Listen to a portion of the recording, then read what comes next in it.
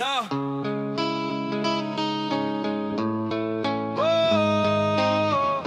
preta, dentro e fora, sucesso agora, sem demora. Fala galera, bem-vindo a mais um podcast, o Gildocast, faixa preta dentro e fora dos tatames. Hoje o nosso convidado, ele é faixa preta de judô, jiu-jitsu, mestre em ginástica natural, multicampeão de jiu-jitsu, tem vários títulos aí internacionais, europeu, pan-americano, sul-americano, brasileiro. Um cara que tem uma didática fenomenal de jiu-jitsu, já tive aula com ele. Então, seja bem-vindo, meu irmão, Marcelo Souza. Aí, meu irmão, porra. Bom, um prazer aí muito grande estar aí contigo, né? Vamos contar um segredo aqui, pra quem não sabe, nós estudamos juntos. É verdade. Há muito tempo atrás, long time ago. Faz muito tempo. Pô, é um prazer estar aqui, parabéns pelo projeto, tô acompanhando, né? Já vi aí o seu professor, né? O Panini também, pô, grande amigo aí. Tô acompanhando aí, espero que o projeto cresça bastante. Isso aí. Bom, parabéns. Então, Pela iniciativa, né? como eu falei, agora eu subi um grau, tô faixa branca um grau. Então agora que tá perigoso, agora que tá perigoso. Mas bora lá. Então, ó, queria saber quem que é o Marcelo Souza. Sou eu. Bom.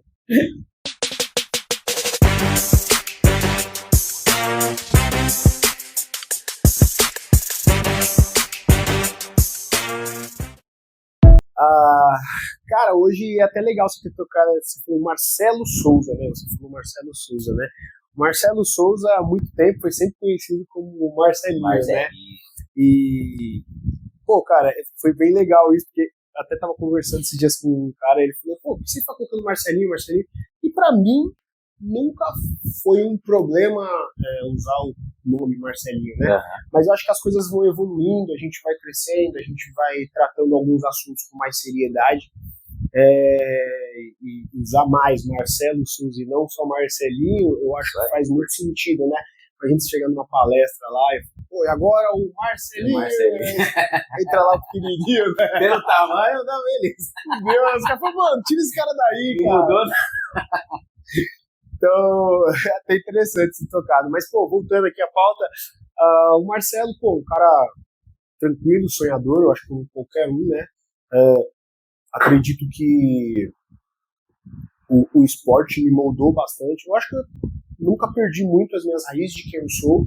Sou muito abençoado por ter encontrado o meu ofício dentro do meu hobby, assim, muito irado, porque eu sempre falo, o pessoal fala, mas e aquela piadinha, né, entre aspas lá, você só dá aula, você trabalha também, né?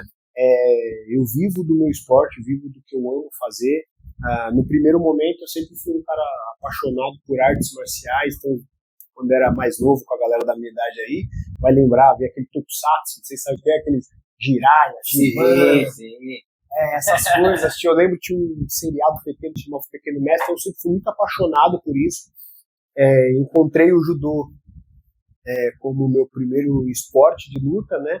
Sequencialmente o jiu-jitsu, e graças a Deus vivi grandes momentos através dessas duas modalidades, e hoje eu sou um cara que busco repassar tudo isso adiante, né? Cada dia mais eu vejo a importância de uma família bem constituída, né? Então eu até chamo a minha escola muito, tipo, falo que é a escola da família, assim, né? Muito bacana. Bom, o Marcelo é um cara sonhador, cara, que almeja, nunca desiste, resiliente pra caramba, parando pra olhar, tem muita coisa que eu fico olhando pra trás, a gente não percebe algumas coisas que a gente passa, e depois de um determinado nível de conhecimento de vida, eu acho que digo assim, né, você olha pra trás e fala, mano, como que você fez isso? Porque verdade. Hoje eu não consigo, eu olho e falo, mano, não dá pra fazer, eu não sei se eu faria de novo, obviamente, mas eu falo, caramba, velho, eu pago um pau pra aquele cara do passado, porque, mano, podia ter dado tudo errado, não deu. Verdade. E nem quando você chegou e, Da onde você veio aqui, cara? Pois é, velho. Ó, Fazer isso todo dia? vocês que não estão entendendo, eu demorei quase uns 45 minutos para chegar aqui de moto. E nós estudamos, de onde nós estudamos, eu teria que andar mais uns 15 minutos sentido contrário, ou seja, daria 1 hora. Eu falei, mano, você veio daqui para estudar lá? Então, são coisas que e fortalecem, né? Fortalece pra caramba. É que ela era doida, né? Não tinha uns bacurizinhos pra criar? Tinha. Já tinha? Já tava vivo? Já tinha. Eu ainda não tinha ainda. Graças a ele eu fiz faculdade. E fortalece, né? Te assusta, mas é uma energia, uma força que é muito doido, cara. Hoje eu tenho medo de umas coisas que eu falo, mano, eu não tinha medo de fazer essas coisas. Eu não tenho medo de falar, não posso faltar. Tem alguém que depende, né? Mas e aí, como foi o seu início de carreira?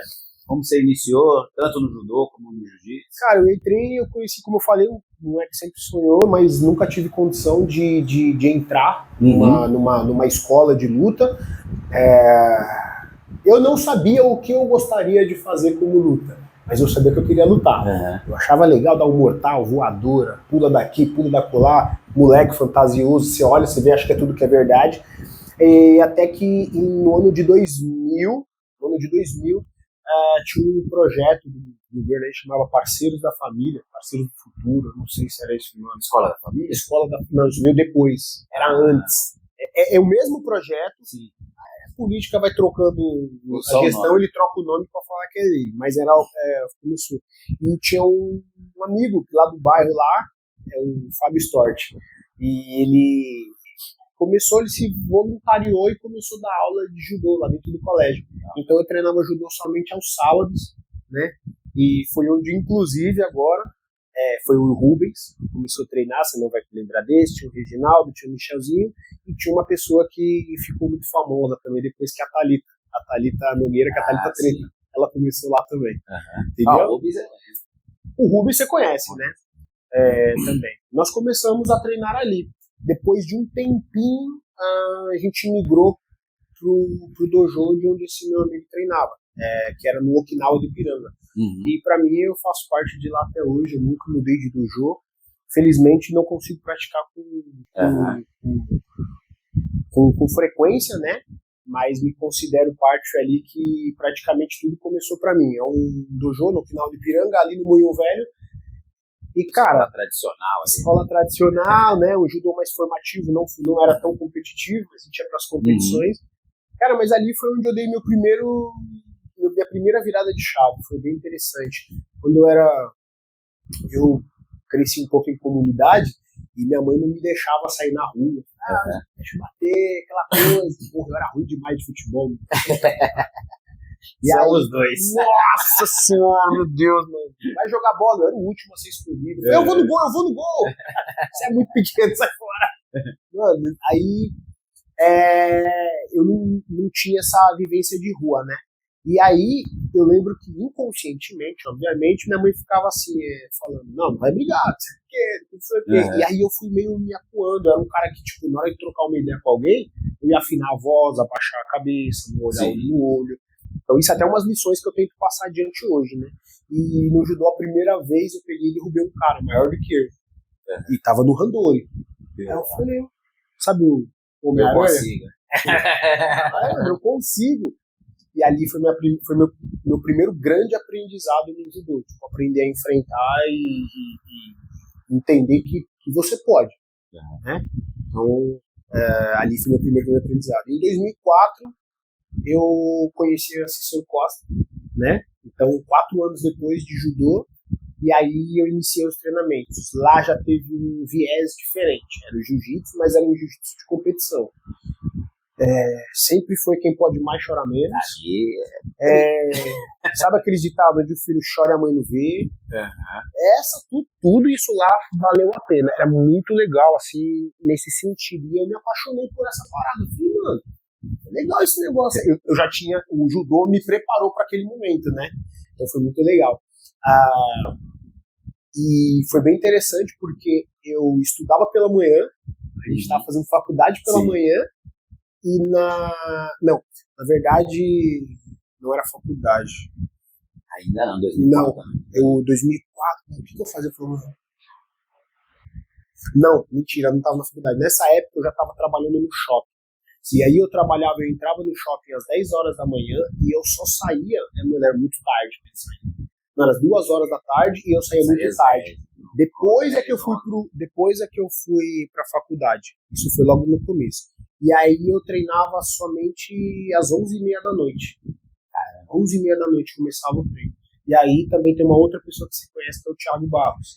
Foi lá que nós nos conhecemos. Nós praticamente começamos juntos, né? Eu e ele. Você é um dos pioneiros lá do CIS. Cara, pode-se dizer. O Leandro era faixa amarela, o cara grande, ele era uma criança ainda, né? Sim. 16 anos. A Thalita entrou com a gente, era menininha, o Thiago era bem novo também, o Rubens entrou. Na época tinha uma outra leva mais antiga, mas todos já estão bem mais velhos, ou não praticam, ou nenhum virou competidor, ou seguiu o ramo mesmo, né? Sim. Então, praticamente... Sua época que foi o peão, estopim pra... Eu consegui ver a Cícero Costa se transformando no que ela é hoje, né? E dali pra frente, cara, me apaixonei. Não tinha pretensão de virar atleta, ou até vou comentar sobre isso depois, ou viver do esporte. Eu simplesmente era meu hobby, eu gostava de lutar, né? Ainda não sabia o que eu iria fazer ainda da vida. Todo mundo fala comigo, vai fazer educação física, você não vai ganhar dinheiro, você vai morrer de fome. Eu falo, caraca, mano, já sou pobre pra caramba, velho. Se fizer uma profissão que você não vai ter dinheiro nem pra comer, eu falei, nossa senhora. Era uma falácia, né, na verdade, né. Hoje eu entendo que você é bom no que você se propõe e você ama, no que você ama e se propõe a fazer bem. Não adianta você fazer, sei lá, uma profissão que dita como ganhar dinheiro, mas direito, e você só vai pelo dinheiro. Você não vai ser um bom advogado e você não vai ganhar dinheiro, tá ligado? Mas é da visão da educação física, mas eu acho que a galera fala pensando do ponto de vista da aula em escola. Não, é que você não tá nesse caminho, né? Tá no caminho do jiu-jitsu. Não tô, mas hoje a educação física, ela serve como uma muleta para mim. Ela é uma muleta dentro da minha área. Eu não vivo especificamente como professor de educação física, mas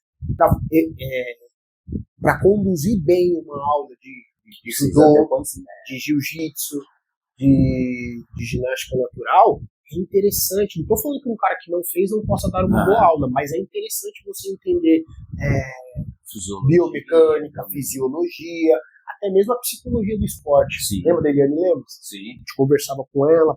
Então tem vários aspectos que a educação física ela te abre a mente e te capacita melhor, né? Talvez vai ter muito professor que vai falar, não, nada a ver, me dedico, ficou ótimo, tudo bem. Mas quantos professores que realmente não estudam bem e às vezes estão lá fazendo um trabalho ou que está ultrapassado ou que ele nem entende mesmo. Sabe aquela...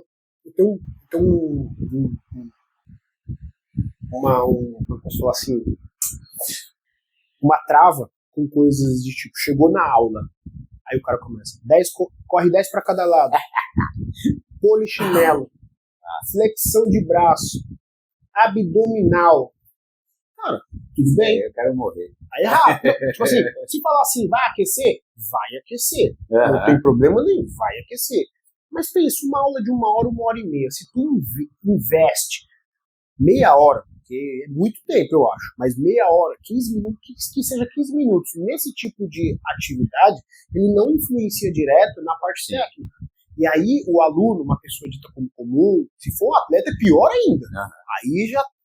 Aí não pode ser, tem que ser separada. Pelo amor de Deus, não dá. Mas uma pessoa comum, se ela for fazer isso, se ela treina, sei lá, 2 vezes por semana, pensa comigo aí, ela perdeu 4 horas no mês. E 4 horas de atividade, das duas, uma. Ou o professor não tem conhecimento suficiente para preencher 1 hora e meia e está enchendo linguiça, ou ele infelizmente não tem conhecimento para entender que ele está enchendo linguiça. Eu acho que perdeu, está estacionado no tempo. Está estacionado no tempo, mas tudo bem, cada um. Então eu entendo a educação física, eu falo, como uma muleta ali, é uma base que eu tenho muito importante para fazer com que uma aula de jiu-jitsu, uma aula de judô, uma aula de ginástica natural, ela seja realmente produtiva e adequada. Sim. Para o público. depende para quem está atendendo também. Você tem que direcionar isso. Se o cara colocou na aula dele, pô, dá uma corridinha, vai, 2, 3 minutos, 3 voltinhas, Não, tá tudo bem. Faz um aquecimento geral, né? Mas não, tem aula, eu já fui treinar esses dias no lugar aí. Não dá, né? Não, eu não faço. Na minha aula você nunca vai fazer. O cara que chegou atrasado na minha aula, tá fugindo um pouquinho do tema, mas geralmente os caras falam, no jiu-jitsu tem muito disso. O cara fala que quando o cara chega na faixa roxa, ele já começa a chegar atrasado. E aí eu até brinco, por que ele chega atrasado? Porque ele já passou a branca e a azul inteira fazendo as mesmas coisas. Vai meter um louco, chega atrasado. Então o que eu gosto de fazer? Mediante ao que está sendo estudado naquela fase, naquela época, tem um aquecimento próximo que vai beneficiar aquela técnica. Bom, então é isso. Você chegou atrasado? Não pode entrar. Pode entrar sim. Já foi punido. Foi punido por quê? Você já perdeu e eu não vou voltar. Sim. Porque tem 10 pessoas aqui, eu não vou voltar a aula por causa de um. Entendeu? Só entra e continua. O que ele fez mesmo? Segue o bonde, vambora. Não para a fila não, vambora. É bom, é assim que é bom. Não vou ser o cara, o carrasco. Sim. Você é o comprometimento dele. É o comprometimento, mas eu também entendo que o cara, hoje em dia, não se vive mais naquele Japão feudal, onde você não tinha trânsito, tinha que chegar no horário, chegou atrasado, tinha que pagar. Não, cara, o cara já foi punido, ele já veio do trânsito. Principalmente eu olho assim, se é adolescente, eu pego mais pesado. Aí eu falo, o chefe pegou pesado, né? Foi inchado de dormir de tarde. Aquele cochilinho, levava no sofá. Sono, né? Aí eu brinco, mas assim, é justamente para ensinar eles que a vida ela é diferente do mundo. O mundo real é diferente do que eles vivem, né? Então, assim, a gente vai tentando entender cada um. Eu trato cada aluno como uma pessoa ímpar. É diferente, não é o geralzão, não. E esse é isso que eu venho trabalhando. Foi onde eu comecei, no jiu-jitsu, no judô, e venho trabalhando. E tem a ginástica natural também, né? Que pra mim é uma base gigantesca, assim, como pra qualquer outra modalidade. Cara, eu escolhi o jiu-jitsu, o judô, né? Mais jiu-jitsu hoje, mas ela tá inserida em mais de 40 países ao redor do mundo. E muitos, até o Ronaldo Fenômeno já trabalhou, muitos atletas de MMA, com meu mestre direto, que é o criador, Álvaro Romano, ele já trabalhou com vários atletas, o George St. Pierre, Vitor Belfort, vários caras fazem, o Kelly Slater já fez também, a galera do surf faz muito, eles ficam todo retificado muito duro, porque eles ficam muito tempo na prancha ali e eles perdem muita mobilidade, os caras ficam muito duros, cara. Você acha que lutador é duro? Os caras do surf é muito duro. E aí a ginástica natural é uma parada que ajuda muito os caras. Então, cresceu muito nesse ambiente. Mas assim, pra qualquer esporte, cara, ela te dá uma consciência, inclusive até o Pan, a gente fez um pouquinho com ele, né? Nossa, Paninho. Ele começou a se sentir muito forte, porque eu vejo que a preparação física é muito intensa, né? E ele falou que estava sentindo essa falta. A gente começou a fazer, ele falou, pô, ele se amarra, né? Então, e pra mim mudou minha vida, né? Em 2015, quando eu comecei a fazer, meus resultados cresceram. Aí você fala, pô, então quer dizer que você melhorou no jiu-jitsu? Você ficou melhor no jiu-jitsu? Eu falei, não, cara, eu acho que minha mente abriu e eu consegui aplicar o que eu conhecia de jiu-jitsu de forma melhor. Então, eu acho que é isso. Com mais mobilidade você consegue se movimentar melhor. Não é nem só a mobilidade, cara. Você acredita que a consciência do que seu corpo pode executar, sim ou não?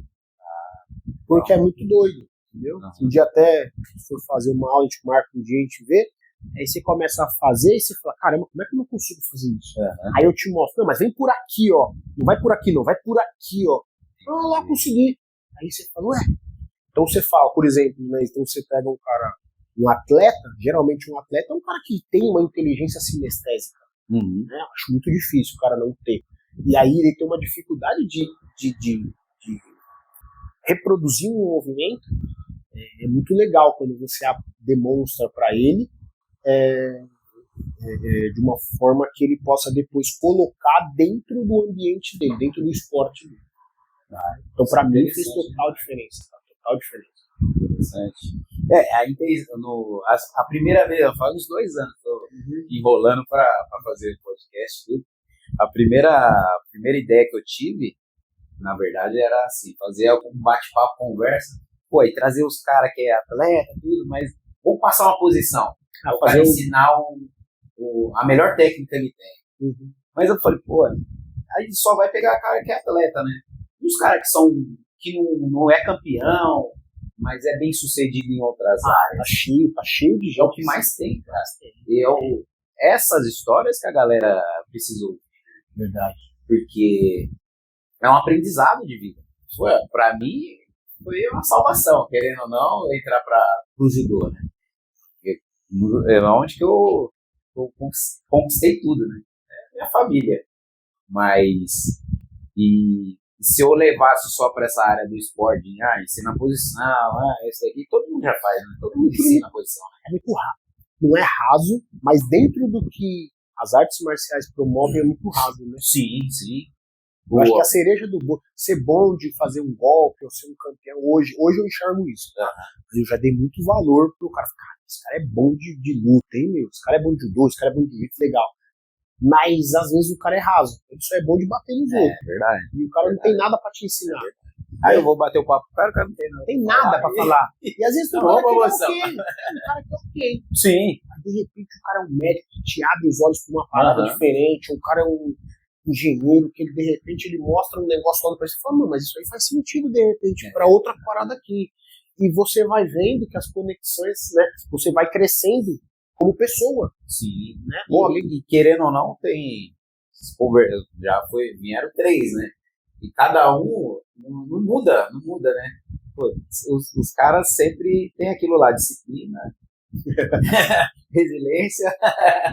Sem isso, cara, é difícil a gente andar pra frente. Sem isso é muito difícil. E uma das coisas que eu sempre vejo, hoje eu tenho 42 anos, cara, e não me sinto um cara velho. Eu brinco, né? Tô tiozinho, cabelo branco e tal, mas não me sinto. Falei pra minha mulher, eu falei, o porteiro lá de casa, na hora que eu saio de manhã, 6 horas da manhã, ele, acelera, garoto! Eu falei, é isso. Esse cara é top. E aí, meu jovem? Acelera, garoto. Eu falo, caramba, que legal. Mas eu me sinto bem, mas até hoje é como se eu fosse um moleque pronto pra aprender. Se eu paro pra trocar uma ideia com o Júnior ali, por exemplo, ele deve ter muita coisa que eu não sei. Sim. Que é dessa época de agora. Agora a galera faz assim. Aí você precisa aprender de tudo, cara. É verdade. E galera da nossa idade, da nossa época, alguém mais velho, pessoas de outra área. Eu aprendi tudo, cara. Mas você nunca vou usar isso. Não, eu aprendo. Uma hora vou precisar disso. É que ele não gosta de ensinar, mas ele sabe bastante.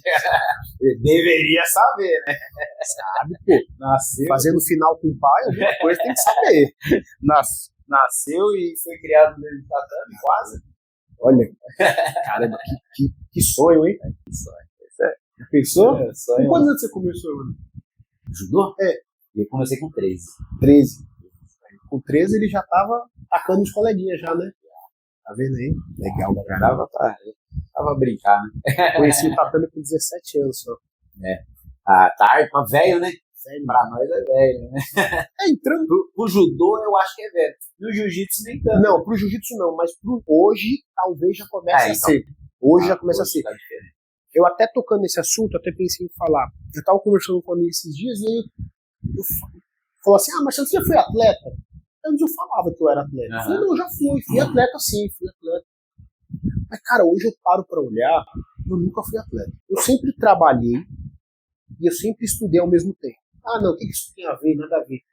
Cara, eu nunca parei pra ficar fazendo preparação física específica. Fazia uma musculação, mas uma coisa séria, pré-programada.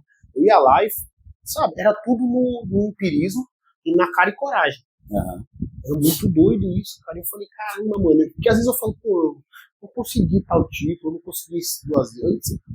Eu consegui muita coisa com a pouca estrutura que eu tive. No final das contas, eu parei pra ver, cara, nunca tomei muito suplemento, né? Tive apoio já da farmácia de Santa Paula, já tomei whey, tomei creatina e tal.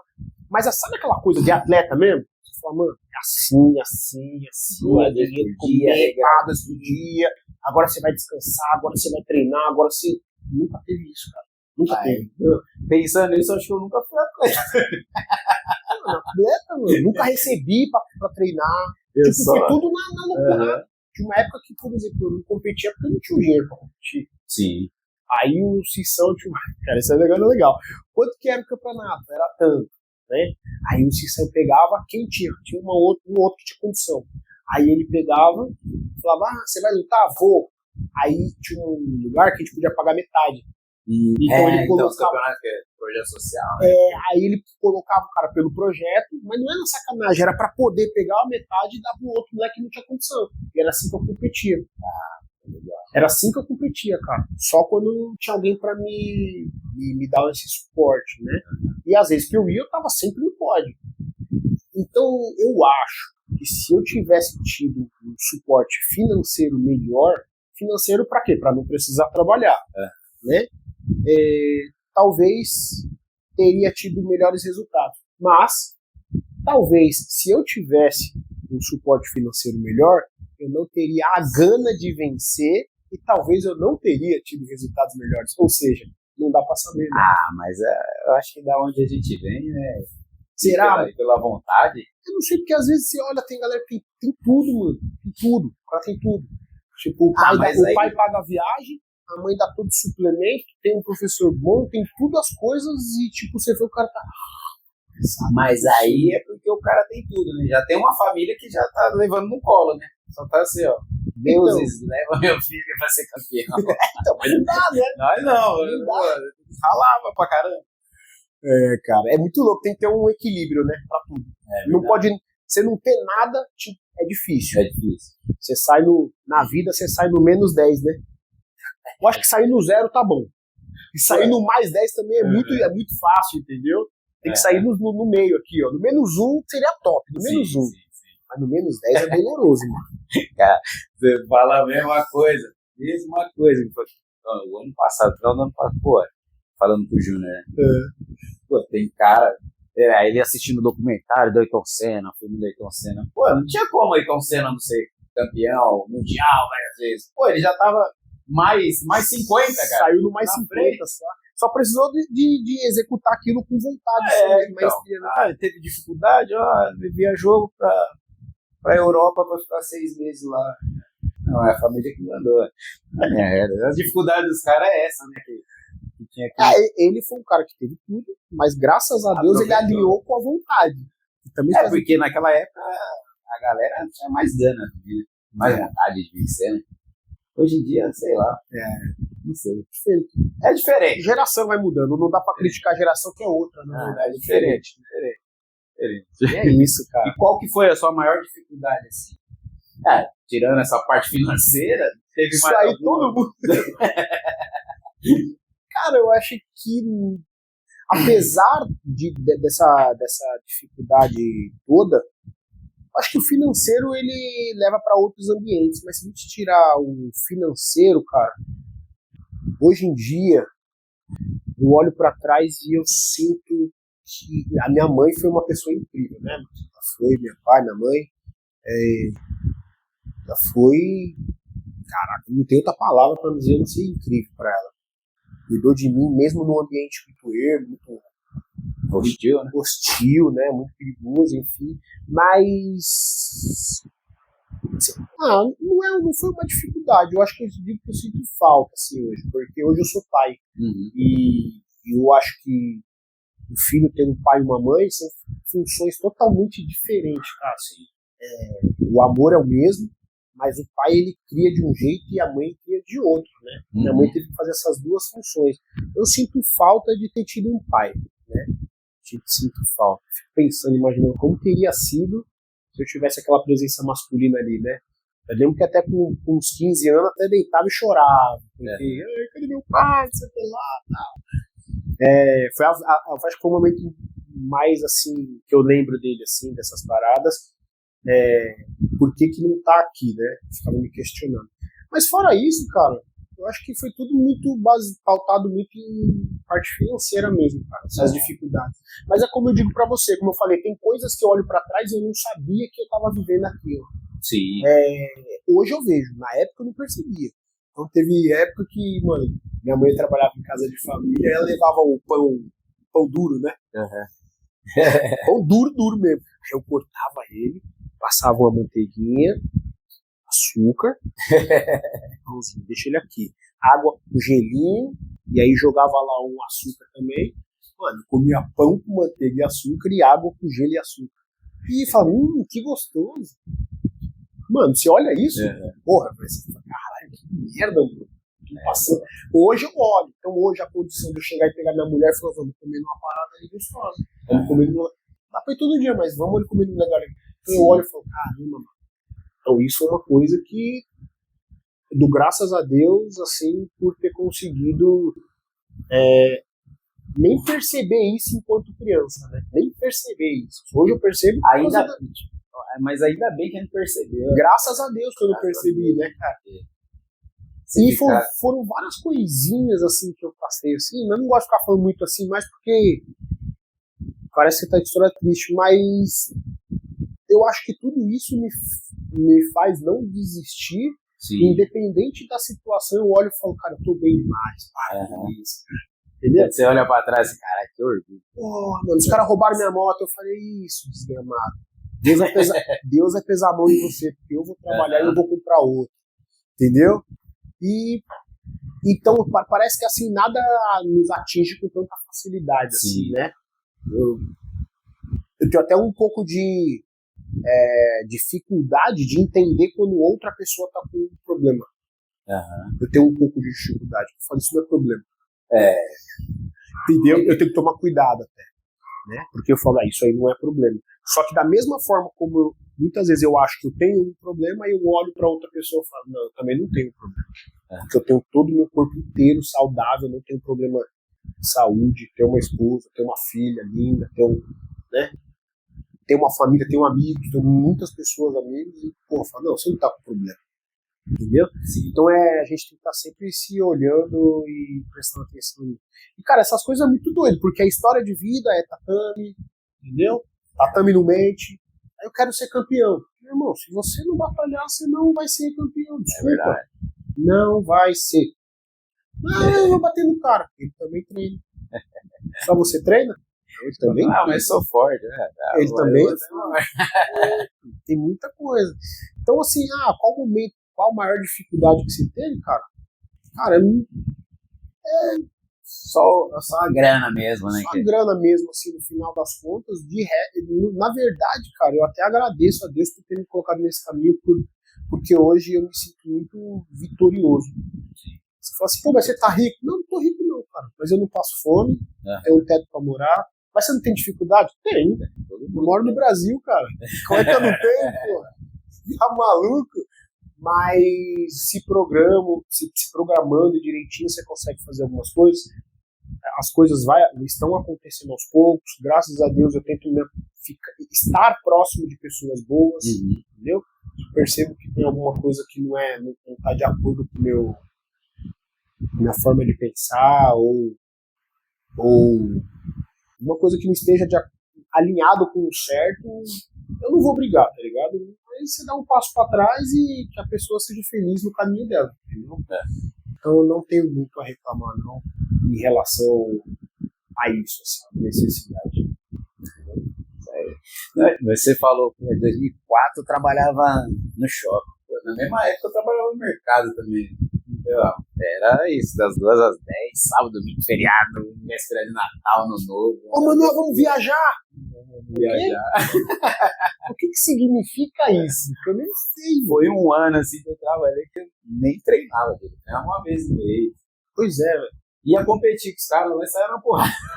Como? Eu também, mesmo que hora que eu me perguntava, eu falei, mano, como é que eu tô conseguindo? Na raiva, carregando o pallet lá deixando os pallets lá, acho que a preparação física era ali. E o ódio, né, cara? Caramba. Queria estar treinando, mas estou trabalhando. Alguém tem que pagar por isso. Sempre falo isso. Alguém tem que pagar por isso. Passava os caras lá, tipo, sempre você vê, né? Os caras que competiam, ele ia lá no mercado, lá fazer compra. Pô, os molequinhos lá. Pô, esses filhos da... Nem dava valor. Na época de motoboy também era a mesma coisa. Pô, passava pelo Pinheiro, né? Só vi os caras do Pinheiro ali. Eu falei, caramba, bati nele ontem. Entendeu? Porque Trabalhando em motoboy. por isso que eu não reclamo tanto da vida que eu tive. Sim. E se você chegou onde você chegou, aquele título mundial, as coisas que você conquistou, o que você conseguiu ensinar pro Juninho até hoje, é graças às dificuldades que você passou. Ele não passou a dificuldade que você passou, mas você tentou transmitir pra ele, talvez, a essência da parada, né? Sim, a gente tenta, né? Tenta. Fala, ó, não vai por aqui, né? Que aí vai. Quando bater a cara, você só volta e eu dar risada na sua cara. Não vai, ó. Faz desse jeito. Ah, mas eu quero. Não, faz desse jeito. Então tá bom. Mas teve algum momento que você pensou em desistir assim? Pô, não dá pra conciliar tudo isso daqui. Não. Desistir, cara, eu nunca pensei em desistir, porque, como eu falei pra você, eu não acredito. Se eu falar, não foi atleta, foi a sensação que eu tenho, né? Mas nesses momentos é muito difícil por conta. É tudo meu, essa questão da grana, né? É muito difícil. E eu não podia pedir dinheiro pra minha mãe. Era apertadinho. Não, era duas tristezas. Um eu pedi e o outro ela não ter, e o outro ela ter que falar pro filho dela que ela não tinha. Né? Então eu falava, caraca, mano, eu preciso trabalhar. Eu preciso ajudar minha mãe, eu preciso fazer. Então, não digo desistir, mas eu falei, eu acho que lutar não é pra mim.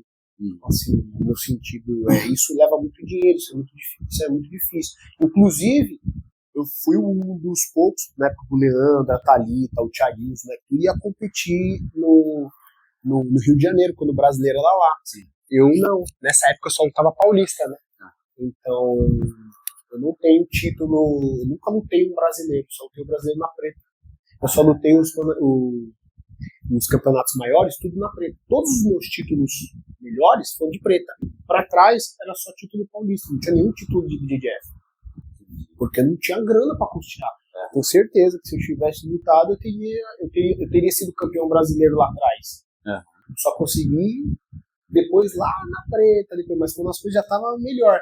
Então, tem esse lado também da resiliência, né, de você esperar o seu tempo. Tem gente que não consegue antes, tem gente que não consegue antes, tem que esperar e não desiste. Eu não pensei em desistir, mas eu tive essas dúvidas se realmente daria para continuar. Sim. Eram escolhas, né? Teve até uma vez que foi engraçado, estava na faculdade já, acho que você não sabe não. Teve o campeonato do Godoy, ele fez um campeonato, era um campeonato chamado Proin. Proin. E, mano, ele estava lá já na faculdade, mano, eu tava meio que na reta final, né? E o campeonato era R$300. E faltava, na minha mensalidade, não, o campeonato pagaria R$300 e na minha mensalidade da faculdade faltava, acho que R$100, R$200, uma coisa assim, não lembro.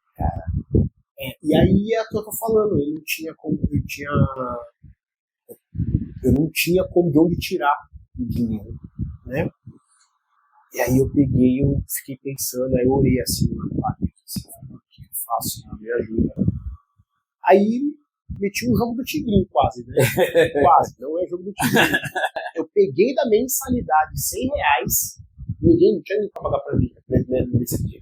E eu paguei o campeonato. Ou seja, fiquei devendo, faltava 200, eu fiquei devendo... faltava 100, ficou devendo 300, né? Isso. Faltava 200. Eu tirei 100, fiquei devendo 300.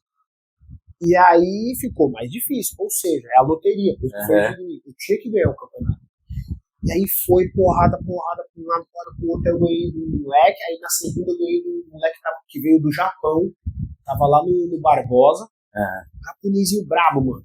Aí, por um lado, eu ganhei, e na final eu lutei com um cara, mano, que ele era um cara muito, muito reconhecido lá em Minas Gerais. Eu lembro o nome dele, depois eu não sei onde tá mais ele, mas é um cara chamado Gisley. E aí os caras falaram, esse moleque é muito brabo, esse moleque é muito brabo, esse moleque é muito brabo. E aí eu me dei aquela assustada assim, né, mano? Aí eu falei, mano, se eu perder essa luta, eu vou ter que parar a faculdade. Eu falei, eu não posso perder, eu não vou perder. Aí comecei, eu não posso, e depois eu falei, eu não vou perder. Aí eu fiquei com aquele negócio. Mano, aí foi, mano, rabo de arreia daqui, briga dali, porrada dali, voadora, tudo. E aí, graças a Deus, saí campeão. Uhum. Quando eu ganhei, eu comecei a chorar assim, ó. Aí os caras, mano, tá louco, mano, tá chorando por quê, meu? O cara ganhou, velho. E não era um campeonato mundial, não era um campeonato, não era de federação, era só um campeonato normal. E aí eu, caramba, mano, muito emocionado assim, os caras, o que foi? Tá tudo bem, mano, tal. Não, tá tudo bem também. E aquele bagulho dentro de mim, tá ligado, mano? Então, foi muito doido essa parada, assim, pra mim. Pra mim, até me marcou muito, assim, esse campeonato, porque eu ia ter que parar a faculdade, né? Eu sou o primeiro cara formado na minha família, né? Entendeu? Então, você vai vendo essas coisinhas, né? Isso talvez nem seja um problema pra alguém, ou nem vai fazer diferença tanto. É só trancar a faculdade e continuar depois, quando tivesse o dinheiro, mano. Não é? Mas não é assim, não funciona assim. Não tinha tempo pra perder, né? Não tinha tempo. Eu já saí no menos 10, como ele falou aqui. Você se formou com a mesma idade que eu, 28. Nós nos formamos juntos, 28 anos. 28 anos. Velho, né, mano? Assim, teoricamente. Pra nós era velho. Podia ter sido antes, mas foi a época que Deus, né? A época que Deus permitiu, ou que as coisas aconteceram. E tá aí, fazendo. Eu ia fazer essa pergunta pra você, a vitória mais marcante, mas acho que é essa. Cara, não foi essa, mas essa foi uma das. Eu acho que a vitória mais marcante pra mim foi uma do jiu-jitsu, foi quando eu fui campeão europeu. Sim. Não pelo título. O título em si, de coração mesmo, eu não, de coração eu não dou muito valor. Não é valor, dou valor, é um título, né, mano? Sim. Mas você fala, as pessoas ficam, pô, ele é campeão europeu, Eu falo, tá, tem mais um monte de cara que é campeão europeu também. E eu fui campeão europeu naquela data. Sim. Atualmente já se passou muitos anos, outras pessoas. Então, assim, eu não fico arrotando o título, mas a trajetória para tudo isso acontecer foi muito interessante. Então, esse título foi em 2018, mas ele começou em 2015. Preparação, tudo, né? Porque levantar grana. Eu lembro que na época, quando minha filha, quando aconteceu, né, de engravidar, minha filha nasceu, mano, mudou bastante minha vida, assim. Então eu tinha muita dificuldade para treinar de final de semana. Aí a mãe da minha filha ficava me cobrando muito, final de semana você tem que treinar, família, não sei o que lá.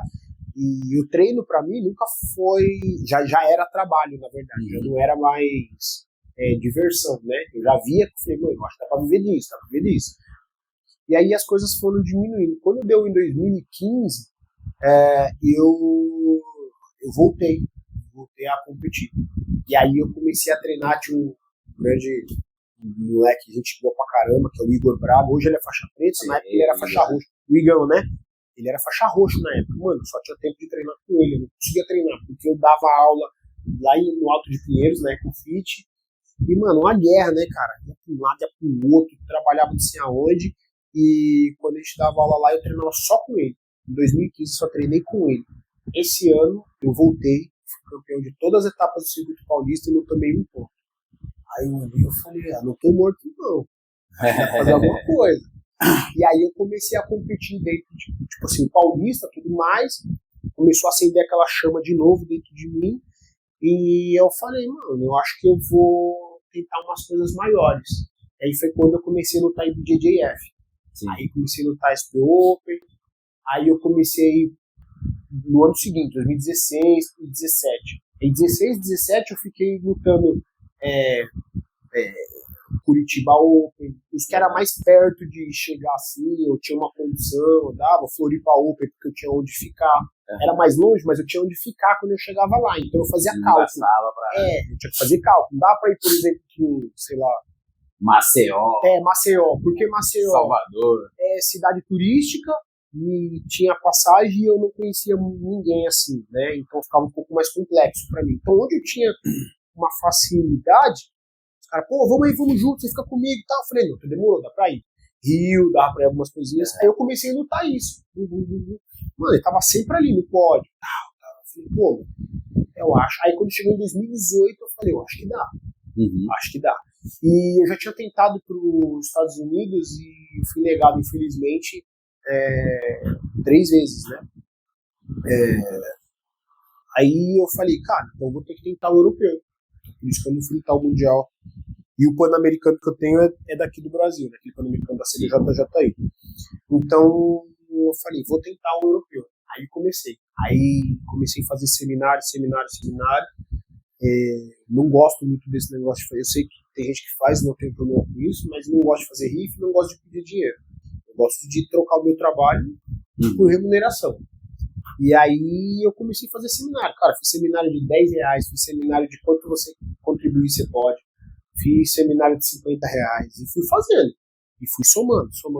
Lembro até hoje, na época, eu paguei R$4.500 na passagem. E de volta. Foi a primeira vez que eu fui. E aí eu lembro que eu fiz uma conexão no Ceará. Chegou no Ceará, encontrei um amigo meu, o Arona lá.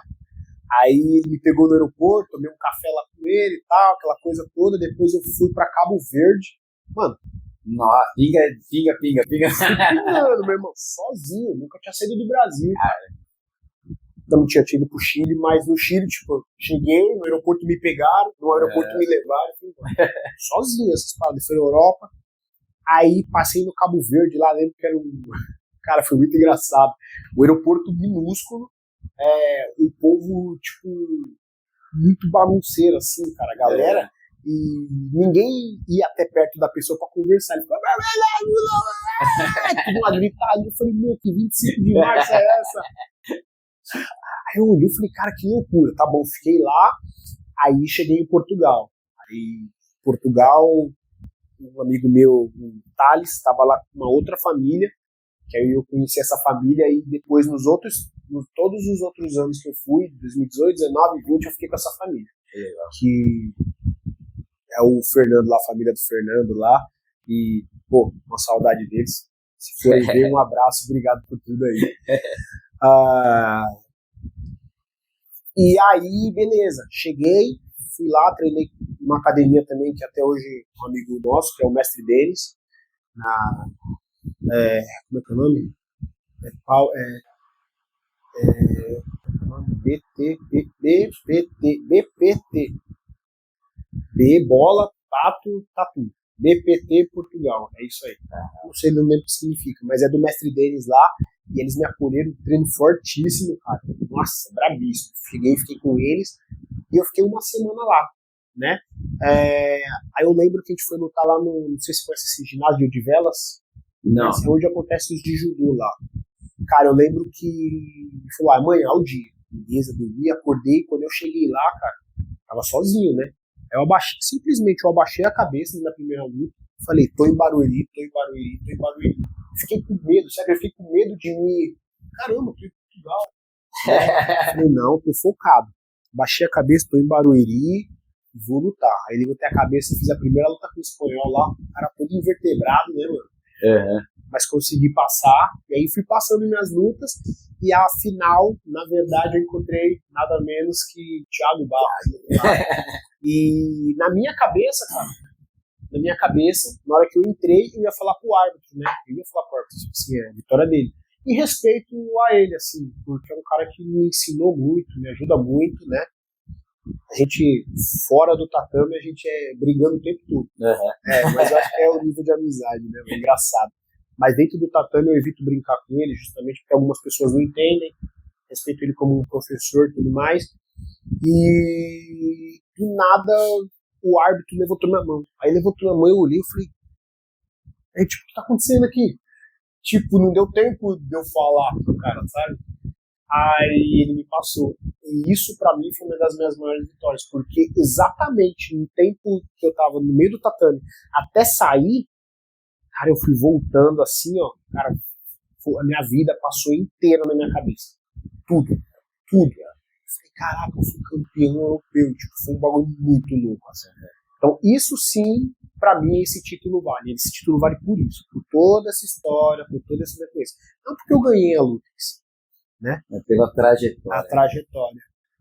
E foi muito, muito, muito bacana. Depois nos 2 anos seguintes, nós fomos, mas lutamos muito, mas não foi o suficiente. Ficamos no pódio.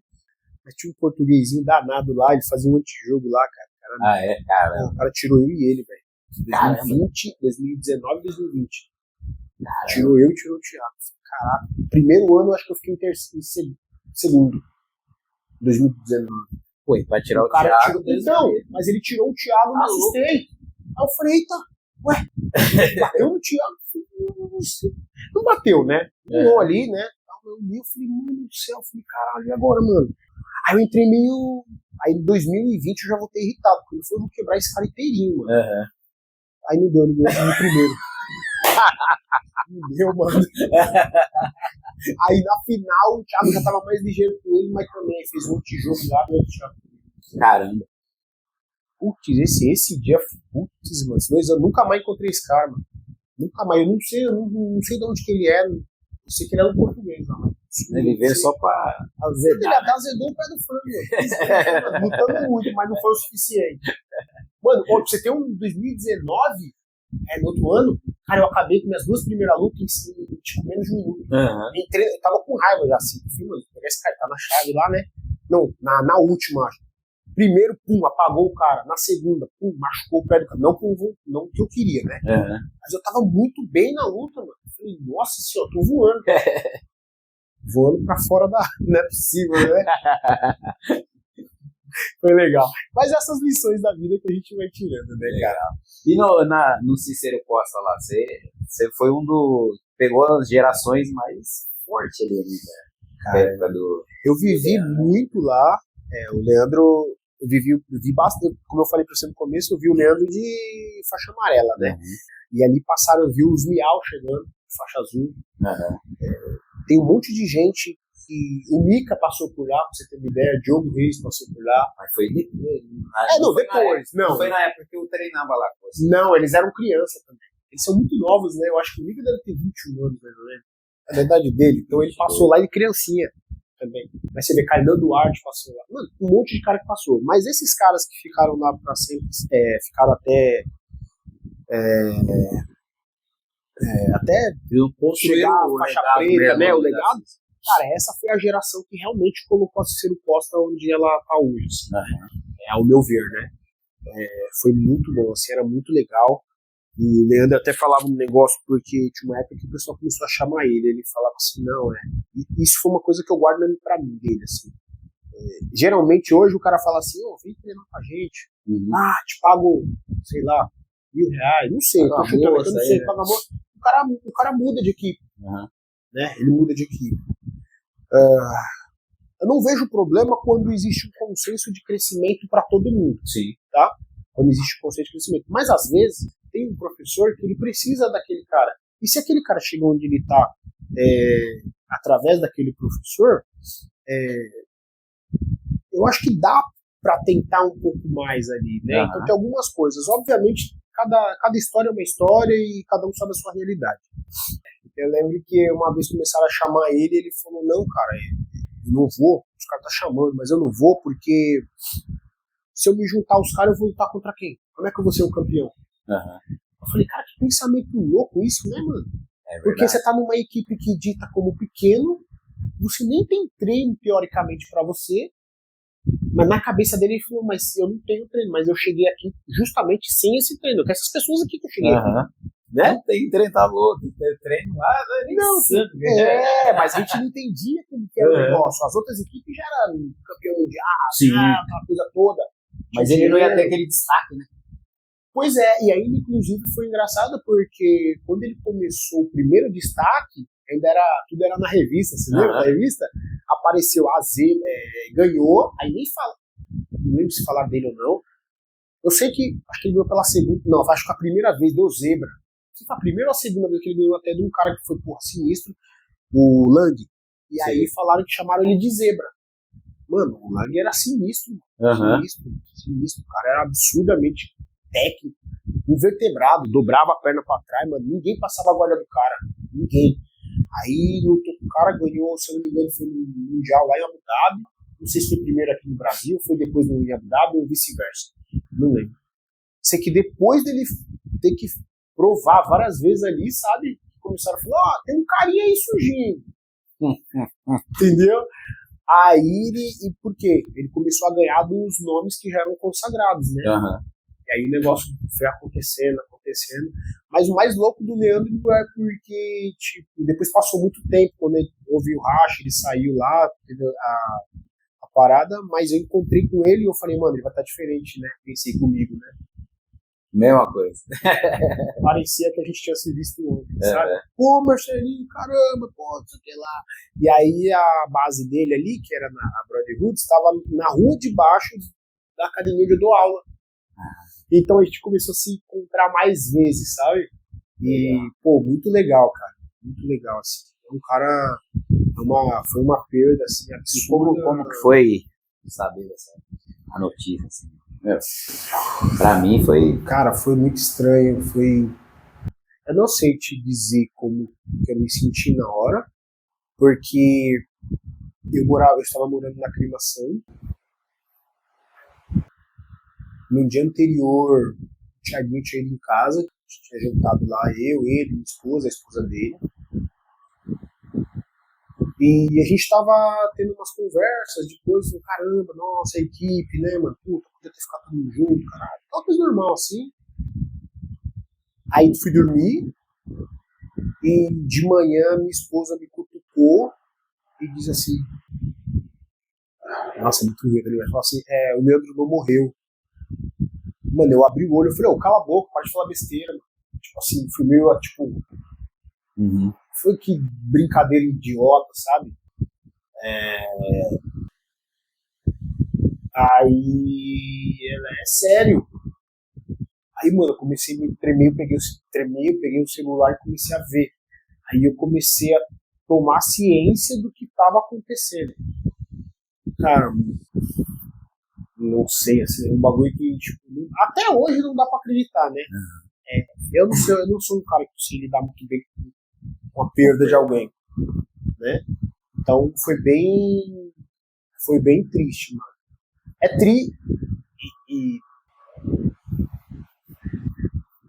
é muito triste, assim, cara, porque ele era um cara muito diferente, mano. Ele era um cara muito engraçado, tá ligado? Você viu ele crescer, né? Ah, mano, era um irmãozão assim, né, cara? A gente teve um tempo, obviamente, se afastou, eu já não estava andando sempre com ele, mas como eu falei, quando a gente se encontrava, parecia que era a mesma coisa. E me lembra muitas vezes, né, as viagens, quando eu consegui viajar para Ubatuba com ele, as palhaçadas que ele fazia, mano. Essas palhaçadas que apareceu na internet, isso aí é fichinha. Era muito engraçado. Era resenha, né? Nossa, mano, quando ele era moleque, ele ia assim, ó, acabava de treinar, quando você tava treinando. Você treinou na Lucas Obis ou você foi direto já pra ali no Coutinho? Na Lucas Obis, a janela era um espelho, assim, né? E aí ele acabava, todo rola que ele fazia, ele abria o kimono pra ver se o abdômen tava trincado. Meu, para de ser baitola, moleque. Cara, que não sei o quê, vai estar se amando. Isso era legal. Eu achava assim engraçado, porque foi, mano, ele acabava o treino, ele amarrava, ele dobrava a faixa e dava um beijo. Você é louco, mano, tá beijando essa porra, tá nojenta, mano. Não, dava 3 beijinhos na faixa e guardava a faixa. Podia pegar, rasgar o kimono dele, mas não tocava na faixa dele. A faixa dele não podia tocar na faixa dele. Você vê, tipo assim, moleque malucão com brincadeira, mas a parada que ele tava fazendo era séria, tá ligado? Isso, mas ele mudava a chave muito rápido, né? Quando falava em jiu-jitsu, você podia ser o melhor amigo. Mano, tem um cara que praticamente era o Gamal. Eu encontrei ele esses dias, fazia muito tempo que eu não encontrava o Gamal. Você lembra dele? Lembro. Mano, o Gamal ele vivia brigando, zoando o Gamal. Ele podia. Se alguém falasse do Gamal, meu irmão, aí já era. Aí fechava o tempo. É tipo irmão. Meu irmão vive brigando. Mas toda hora ele bulinava o Gamal, né? Inteirava o Gamal. Ó o Gamal, cara. Ficava imitando o Gamal, aquelas coisas. Mas assim, o amor pelo cara era tão grande. Tipo, ele é meu amigo, tipo, dessas paradas, entendeu? E era muito engraçado essas coisas assim, dele. Mas eu não sei, como eu falei pra você, eu não sei lidar muito bem com isso. Então, assim, hoje, quando eu penso nessas perdas, assim, de pessoas que foram próximas, né, próximo da minha mãe e minha irmã, também, que eu perdi, pô, foi difícil pra caramba, assim, mas eu procuro, pra continuar a vida, cara, pra eu poder, isso sou eu, pra eu poder continuar, eu simplesmente penso que viajaram e não tem celular lá onde eles estão. Aí daqui a pouco eu vou pra lá, ficar com eles. Daqui a pouco, um dia. Agora não. Agora não. Mais uns 40 anos. Porque, cara, pra mim é complicado entender isso, né, mano? Essa partida aqui, né? E principalmente se for de forma trágica, né? Então é muito complicado. Tem pessoas que são evoluídas ao ponto de entender, compreender e tudo mais. Eu não cheguei nessa evolução. Eu não sou. É muito difícil.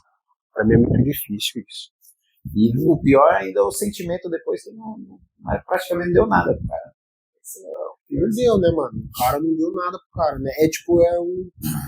Eu não sei se eu sou tão burro assim, ao ponto de não compreender a lei, mas, mano, a partir do momento que você entra numa balada armada, você já tem uma balada armada, não, aí já tá errado, né?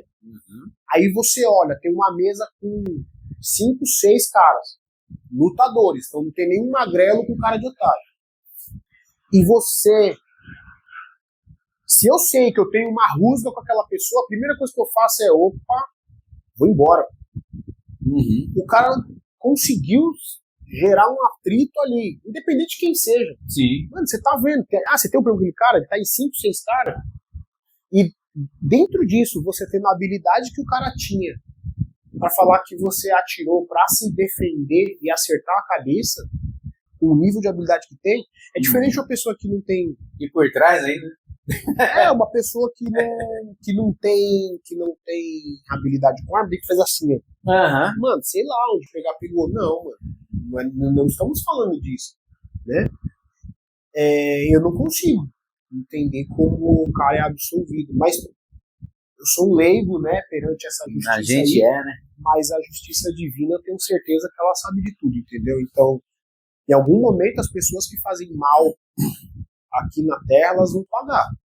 Em algum momento, né? Então, não sei aí, o mundo tá muito cheio de coisa ruim. Então a gente tenta usar aí a nossa experiência de vida para tentar melhorar um pouquinho. É verdade. Tentar alinhar as coisas. E é isso. Hoje é por isso que, na verdade, eu tento usar a minha escola justamente para colocar as pessoas no caminho melhor. E qual que a estratégia assim, que você usa para fazer bastante seminários, assim, principalmente fora do país, né? No judô não tem isso daí, né? No judô não tem, cara, é uma coisa que eu acho absurda. Um seminário. Cara, existem algumas formas de você conseguir um seminário. Eu acho que, primariamente, hoje a gente pode pegar um ícone aí dentro do jiu-jitsu, vamos falar do jiu-jitsu, o Mika. Todo mundo conhece o cara. Viver realmente ali, somente de luta, é muito difícil. É raro, cara. Então o cara ele vai tentar transmitir os conhecimentos dele, né? Geralmente, os momentos em que eu fiz mais seminários é os momentos em que eu estava competindo mais. Então, as pessoas têm esse caminho de, tipo, acreditar muito mais naquele cara que está em evidência. Mas, por exemplo, eu acredito que eu sei muito mais hoje do que da época que eu estava ganhando. Sim. Mas hoje eu tenho menos oportunidade. Então, a minha forma, a estratégia que eu tenho, na verdade não é uma estratégia, essa sou eu, tá? Sou eu. Não adianta a pessoa tentar fazer isso que ela não vai conseguir. Eu sou um cara que eu não tenho inimizade, mano. Onde eu vou, eu tento agregar, né? Enfim, por exemplo, agora mesmo, tá de Madrid, tá vindo o professor, aproveitar até para falar aí, o professor Davi Cavalcante. Desde 2018 eu faço seminário lá na Espanha, em Madrid, na academia dele, na IAM Jiu-Jitsu. E desde 2018 é a primeira vez que eu tô vendo ele vir a São Paulo. Pô. E ele é um cara, ele é das antigas, ele é old school, né? E todas as vezes que eu fui lá, mesmo eu competindo, treinando com os caras atualizados, caramba, aquela coisa toda, além de eu ter uma boa conexão com ele, o cara que me recepcionou super bem, falo com ele a todo momento, mas na hora que eu vou trocar ideia com o cara mantém sempre uma parada na mão. Como é que eu nunca pensei nisso? Mano, ele sabe muito, entendeu? Tipo assim, muitos detalhezinhos. Então, aí a gente até conversou, ele tá vindo, ele vai vir pra fazer umas coisas. Eu falei, não, você tem que fazer um seminário aqui, cara. Sim. É muito conhecimento, pode ser deixar guardado aí, né? E aí a gente vai fazer um seminário agora com ele dia 13 de março, sei lá, na aclimação. Então, o que acontece, eu acho que no meu caso, eu acho que obviamente, o meu resultado, né, o que eu obtive ao longo das competições, mas as boas conexões que eu sempre formei e a dedicação com que eu tive com tudo que eu fiz. Né? E eu acho que essa formação também, eu acho que saber se posicionar, saber falar, eu vejo que tem muito atleta, às vezes, que o cara é muito bom de briga, mas ele tem uma grande dificuldade de articular palavras, sabe? Ele não fala. E isso numa aula, né, num seminário, é ruim. É muito ruim. Né? O cara, de repente, eu já vi gente falando, mano, o cara é da hora, o cara luta pra caramba, ele não consegue falar, velho. Já falaram pra mim. Né? E aí eu falo, difícil. Então, assim, saber falar, você ter boas conexões, ser uma pessoa agradável, também não é porque você é o campeão, você fica todo poderoso e aí, cara, as pessoas não querem estar perto de pessoas assim, né? Não é só isso que vai engajar. Então, pra mim, isso deu super certo e com isso eu, graças a Deus, consegui conhecer muitos lugares na Europa, seminário, acho que na Alemanha eu já fiz, na Alemanha vários, acho que umas 4 ou 5 cidades eu já conhecia através do jiu-jitsu. Foi um lugar, por incrível que pareça, foi um lugar que eu mais fiquei, involuntariamente, assim, né? Portugal, já dei seminário, em Madrid dei seminário, eu fui contratado para dar aula particular com um cara lá na Suíça, fiquei nos Alpes. Pô, foi muito legal essa parada. Né? Fiquei em umas casas assim, lá no morro lá da Suíça, nos Alpes suíços, hein? Até agora eu tava falando de dificuldade, o cara ficou lá nos Alpes suíços, mano. Outro nível de dificuldade. Uma dificuldade andar naquela neve, viu, gente? Eu vou falar pra vocês. Muito fofinha. Cara, as casas gigantescas aí, tipo, o espaço entre uma casa e outra de uns 20 metros, assim, ó. Cara, é surreal, né? É outra vida, né, cara? É outro mundo. Alphaville. Acordei de manhã assim, Juninho, eu saí vou comprar um croissant. Todo dia eu gastava €1 lá pra comprar um croissant de chocolate, coisa bom pra caramba. Coisa fina, mano. Muito bom, velho. Aí passava as pessoas pra mim, bonjour. Bonjour. E lá ia eu. Cara, muito legal. Esse negócio de viajar, né, enriquece a cultura, né? É demais. E essa parte de seminário, pra mim, é uma coisa que me ajudou a gerar novas conexões. E eu vejo que se me chamaram, eu não fiz uma vez nos lugares, todas as vezes que eu faço, me chamam pra ir. Esse ano quase que eu fui pra... Era Polônia? Não é Polônia, não. No começo do ano passado, eu fiquei 3 meses na Europa. Acho que era Polônia, cara. Tinha um cara no último, faltava uma semana pra eu ir embora. Ele falou, pô, agora que eu tô vendo que você tá aqui, eu tava 3 meses lá, não consegui vir. Aí ele falou, pô, dá pra você vir? Eu falei, cara, eu acho que eu não consigo mais, porque tá muito em cima, né? Não, na próxima vez que você vier, me avisa, por favor, quero você aqui. Então, essas coisas vão acontecendo de acordo com a sua trajetória, né?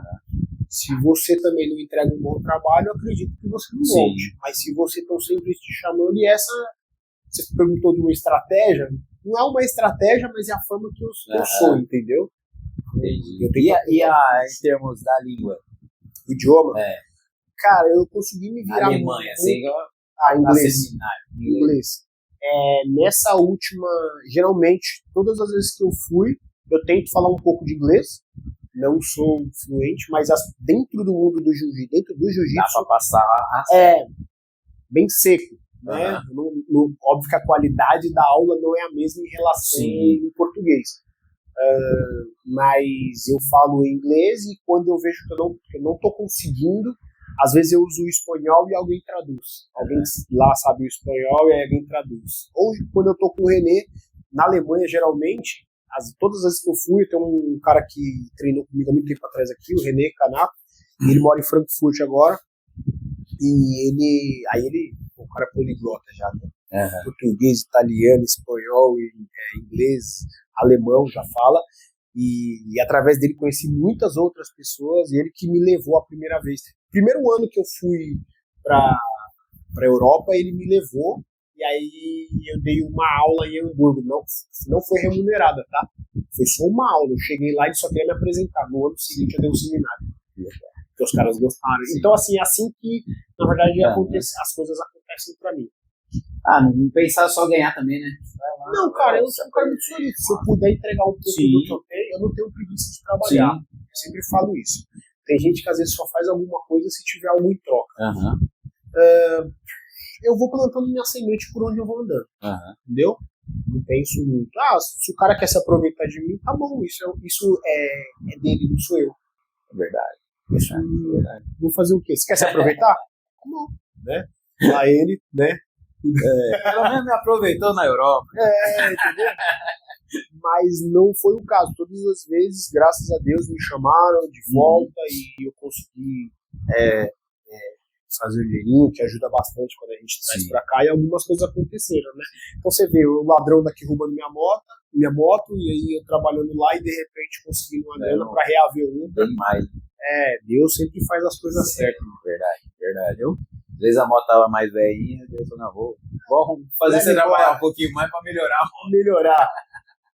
Né? De alguma forma ele se deu. Você lembra daquela moto amarelinha que eu tive? Lembro. A primeira? Aquela lá foi embora com 10 mil, velho, quilômetros. Caramba. Roubaram ela lá na Pompeia. Caramba. Rapidinho. Não deu nem tempo de fazer revisão na bicha. Brasil, tá bom. Você conviveu com muitos atletas, assim, qual o maior erro, assim, que você acha que os caras cometem, assim? Você tá falando só no âmbito de competitivo mesmo. Atleta mesmo. Eles não... O cara acha que o volume de treino é o que resolve tudo. Sim. O volume de treino. Então eu tenho que fazer muita musculação, eu tenho que treinar muito... Vou falar de jiu-jitsu, tá? Eu tenho que treinar muito jiu-jitsu e fazer muita musculação. Tipo assim, eu tenho que ser muito forte e treinar muito jiu-jitsu. E por muitas vezes eu vi os caras não conseguirem performar bem por faltar um elemento mais tático. Sim. Entendeu? Então, não adianta você estar muito forte e não entender princípios ali da alavanca ou não entender o jogo do cara. Para você poder... O jiu-jitsu, né? Ele é considerado um xadrez humano. Então, se você não souber mover bem as peças ali, por exemplo, se ele perguntar do xadrez, eu sei que o cavalo anda em L. Eu sei que o peão, ele anda uma casinha. Eu sei que eu acho que a rainha aqui livre acesso para qualquer lado. Eu acho que a torre, ela pode atravessar de um lado para o outro, para frente e para trás. Então, também eu sei eu sei que são pedras brancas e pedras pretas. Pedras, né? As pecinhas. Um tabuleiro. Mas eu não sei jogar xadrez. E eu já tentei várias vezes. Então o que acontece não é mover as peças. Ou seja, não é só o volume, saber fazer um armlock ou saber fazer uma passagem de guarda. Em alguém parado é de um jeito. Fazer no Emanuel, que tem um nível de força, tem um sistema de jogo, tem um nível de envergadura, eu tenho que usar uma estratégia. E no outro, nem sempre vai dar certo a mesma técnica. E aí, eu acho que as pessoas começam a não ter tática e se apegam a um nível, a um sistema único de luta. Então, quando esse sistema único de luta falha, o cara zera o jogo dele. Não sei se eu consegui me falar. Sim. Então, por exemplo, o cara que só faz meia guarda, mano, top, o cara mano. Por exemplo, a gente tem grandes exemplos. Tem um cara aí das antigas, foi o Bernardo Faria. O cara era sinistro, mano. Inclusive, ele bateu muito no Leandro fazendo meia guarda. Entendeu? O cara era da meia guarda, deu um papo, segurava, ele passava de under-over e fazia meia guarda. Pronto. É o que o cara fazia.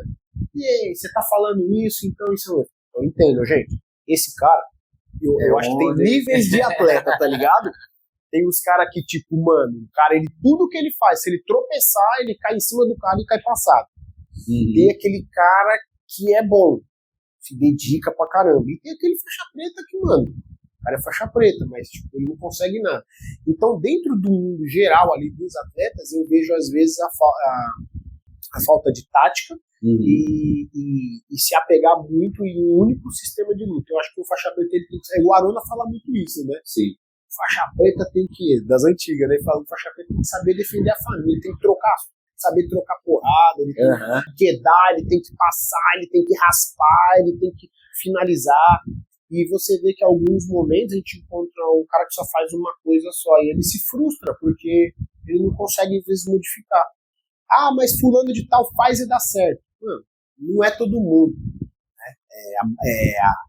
É a minoria que consegue. E esses caras têm uma estrela, esses caras são diferentes. Sim. Entendeu? Então, uma das coisas que eu sempre vejo que faltou em algumas pessoas é justamente tentar ser mais completo em vários ambientes, assim, sabe? Você não pode ser deficiente, né? Em nada. Eu acho que é pra vida. Pra tudo, a luta, ela entrega tudo pra vida, né? Qual que é os seus próximos objetivos aí? Hoje eu demorei a entender o que eu estava fazendo aqui, assim, na Terra, né? Hoje eu acho que Deus tem me mostrado e os resultados têm me mostrado muito isso.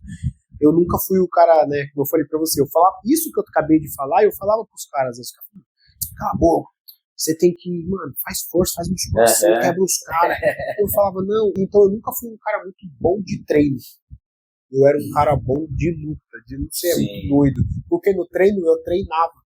Eu abria o jogo para testar a posição. E por muitas vezes eu errava. E eu era finalizado. Ou eu não conseguia vencer a tal posição. Mas eu sempre buscava, por exemplo, o estudo. Tinha o Nielton lá, um cara bom de De La Riva. Eu só entregava a perna e tentava lutar contra a De La Riva dele. Obviamente, por muito tempo eu perdi. O Iaguinho, um cara passador, puxava. Quando eu puxava, ele parecia um trator em cima de mim. Iago Jorge, você sabe? O Thiaguinho é a mesma coisa. Passava na guarda. Então, Marcos Cavantes, os irmãos Cavantes, o cara, mano, guarda ele em nada. Deixava puxar até passar. Então, assim, eu perdia muito, mas eu tava estudando, porque era o nome daquele, era o treino. Quando eu encontrava um cara, porque esses caras que eu tô falando, pra mim, foram os meus professores, assim. São meus amigos de treino, mas cada um era muito bom e um ambiente, né? Aí tem o Pedro Valença lá, que, porra, me pega meu pé, desgraçado, mano. Olhava, fazia 50, invert, pegava meu pé. Eu falava, caramba, mano. Então, aí tem o Colim, que fazia um jogo mais amarrado, eu não conseguia me mexer dele. Então, assim, nesse momento eu estudava muito. Passando isso agora, por exemplo, eu vim olhando e eu comecei a perceber que eu não sou o cara que vai viver sendo o lutador. Né? Então hoje eu tenho uma escola e eu não foco em competição, ainda tenho alguns competidores, mas não é o meu foco. Meu foco é atender pessoas comuns, né? Então ela se chama No Genkai School. Eu não coloquei dojo, não coloquei academy, não coloquei CT, coloquei school, porque justamente é lá que eu quero que as pessoas aprendam, que é um jeito polar, a superar seus medos, assim como eu superei pela primeira vez, como eu falei no começo, que eu consegui derrubar o cara e eu falei, opa, né? É lá que eu consigo que as pessoas aprendam a se controlar, né? Eu tenho um exemplo de um aluno meu, Milton, que ele todo dia ficou, pô, Felipe, o que foi, mano? Minha pressão tá equilibrada. Eu falei, como assim minha pressão tá equilibrada? Comecei a treinar jiu-jitsu, agora minha pressão tá equilibrada. Aí ele posta, ele fala, lá, fazia 10 anos que eu não tinha equipe, né? É lá que eu tava falando, eu trabalho numa academia chamada Inner Choice, e eu estava falando com o dono ontem ou hoje. Você acredita que eu tenho lá, tá mais ou menos só nos adultos, jiu-jitsu adulto, né? Sem a ginástica natural, sem as crianças. Só no jiu-jitsu adulto eu tô com 48 pessoas ativas. Eu tenho 25 mulheres e 23 homens. Você entendeu isso? 48 pessoas, 25 são mulheres e 23 são homens. E eu fico me questionando, eu falei com a minha esposa, mano, não faz sentido isso. Não faz sentido. E não é mulher, menininha nova, mulher é esposa, é mãe, entendeu? E aí eu passei a entender que a aula, elas têm se sentido num ambiente seguro. É seguro. E uma chama a outra. Não, vamos, amiga, ela é tranquila. Aí chega a canhadinha, daqui a pouco elas estão lá. Eu deixo se divertir, dar risada. Como eu falei pra você, não é um ambiente competitivo. Sim. É muito descontraído. Nem por isso eu deixo de falar sério ou tratar a técnica como técnica. Não, a técnica como técnica. É uma aula normal. Só que eu não sou um cara sisudo. Vai, tu que lá, sargentão.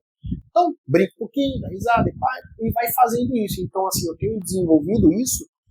Então, tem várias pessoas. Tinha uma outra moça que entrou, ela falou: eu jamais vou fazer jiu-jitsu. Ela entrou pela ginástica natural. Hoje, praticamente, eu falo que ela é minha relações exteriores. Ela vende jiu-jitsu pra todo mundo, cara. Não gostava de toque, muito, sabe, que fica tocando em mim. E ela tem uma habilidade absurda. E já é uma mulher, já. Entendeu? Eu tenho um menino que era hiper mega, ele tem 16 anos, tímido. Hoje o moleque entra, e aí galera, entendeu? Então, pra mim, isso tem sido uma vitória. Então, esses são os meus objetivos. Usar a Medenkai, ter uma escola de jiu-jitsu onde tem um ambiente onde as pessoas não necessariamente queiram competir, mas elas precisam sim atingir níveis, elas precisam superar as adversidades interiores. Né? Então, o cara que é muito agressivo vai ficar mais calmo, o cara que é muito tenso vai ficar mais tranquilo, o cara que é muito tímido vai ficar um pouco mais extrovertido. Né? Então, isso tem se expandido para as crianças, né? Porque as mães têm colocado as crianças, e as que as crianças entraram primeiro, as mães, mãe e pai, né, em geral, agora têm gostado e está começando a participando. Então, agora fazendo um aglomerado de tudo, o judô não é assim?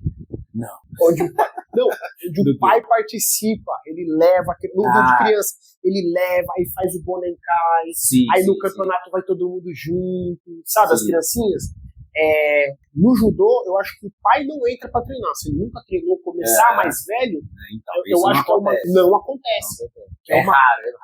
Não, que eu acho que deveria. Deveria, mas deveria existir um plano de ensino específico para pessoas mais velhas. Não dá pra ensinar igual como vocês ensinam. Cara, cair dói, mano. Pra quem tá mais velho, cair dói. Então, assim, dá pra aprender judô de um outro nível. Sim.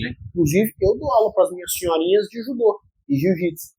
E aí, eu uso judô e jiu-jitsu, mas obviamente precisa ter a queda? Não. Cara, mas ela tá lá, tá restabelecendo equilíbrio, ela tá desenvolvendo força de preensão palmar, ela sabe sair do chão, ela sabe rolar para um lado e pro outro, né? Cara, é muito evolutivo. Mas assim, isso não é judô, ela não luta. Eu falei, ô campeão. Ô campeão, né? E você tá entendendo? Falou, mano. Ela tem 72 anos. Se você tiver 72 anos fazendo o que ela tá fazendo, metade, tá bom. Aí beleza, aí você fala comigo. Então, eu acho que dá pra levar arte marcial pra todo mundo. Isso tem sido meu propósito, isso tem sido meu principal objetivo, como você falou. Que anterior à ginástica natural ao jiu-jitsu, eu uso muito a ginástica natural. Anterior e em paralelo. Porque justamente como eu falei para você, ele desenvolve consciência e habilidades e valências do corpo humano.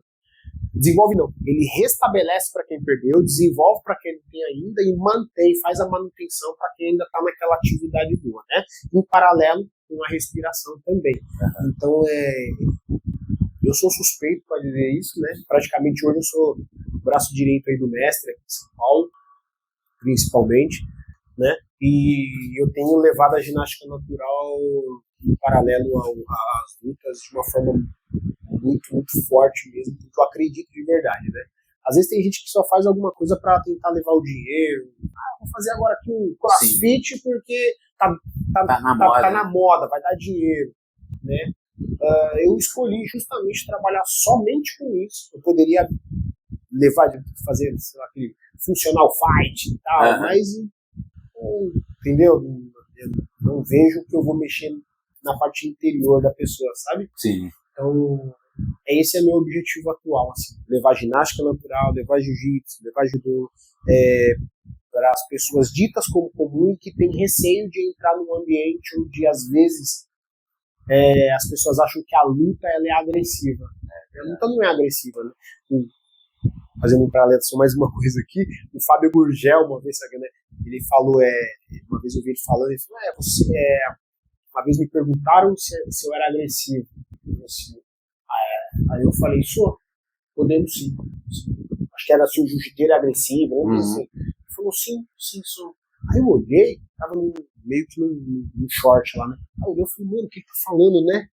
Aí eu fui olhar e falei, deixa eu escutar. Sempre, altas lições, né? Aquele 3 segundos lá pra te chamar a atenção. Aí eu olhei e falei, que isso, cara? Como você falou isso? E aí eu achei muito interessante, né? Resumindo, ele disse que sim. Por exemplo, você é agressivo? Aí você fala, não sou. Não, você é.